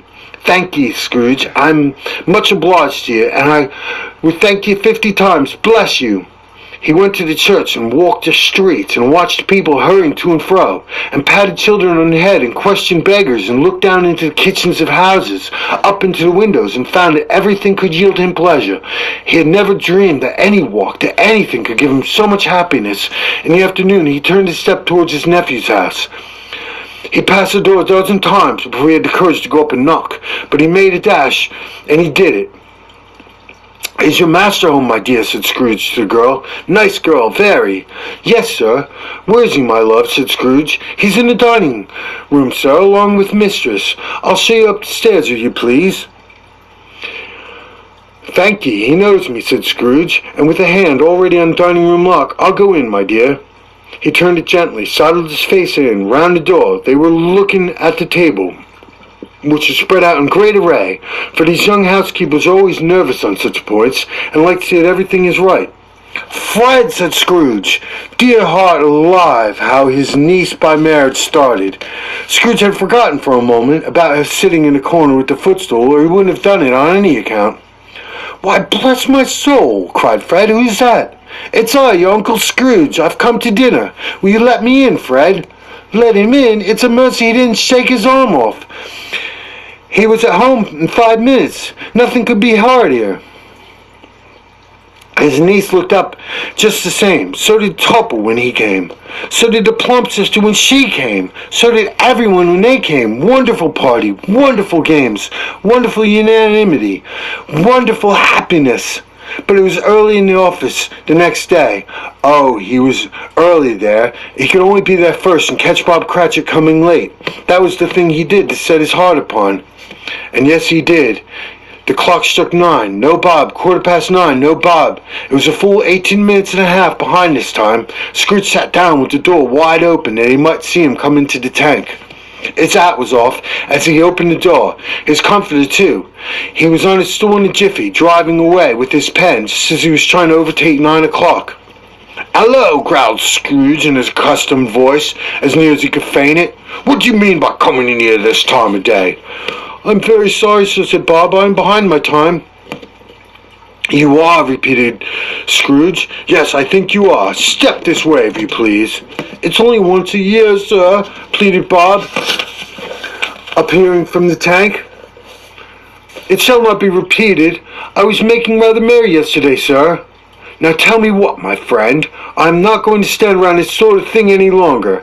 And therefore," he continued, leaping from his stool and giving Bob such a dig in the waistcoat they staggered back into the tank again, "therefore, I'm about to raise your salary."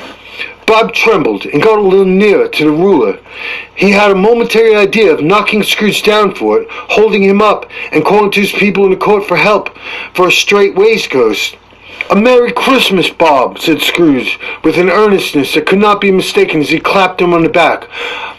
"A Merry Christmas, Bob, my good fellow. Then I've given you for many a year. I'll raise your salary and endeavor to assist your struggling family. We will discuss your affairs this very afternoon over a Christmas bowl of smoking bishop, Bob. Make up the fires. Buy another cold skull before you do it. Dot another I, Bob Cratchit." Scrooge was better than his word. He did it all, and infinitely more, to Tiny Tim, who did not die. He was a second father. He became a good friend, a good master, a good man. and a good old city knew, and any old good city, town, borough, in a good old world. Some people laughed to see the altercation in him. Others, he let them laugh, and a little heeded them, for he was wise enough to know that nothing ever happened on this globe for good, at which people did not have their fill of laughter in the outset. And knowing that such as these would be blind away, he thought it quite well that they should wrinkle up their eyes and grins, and that have the malady in less attractive forms. His own heart laughed. That was quite enough for him. He had no further intercourse with spirits, but lived upon total abstinence principle ever afterwards, and keeping it was always said of him, that he knew how to keep Christmas well. If any man alive possessed the knowledge, may it be truly said of us all, and all of us, and so Tiny Tim observed, God bless us, everyone. The end.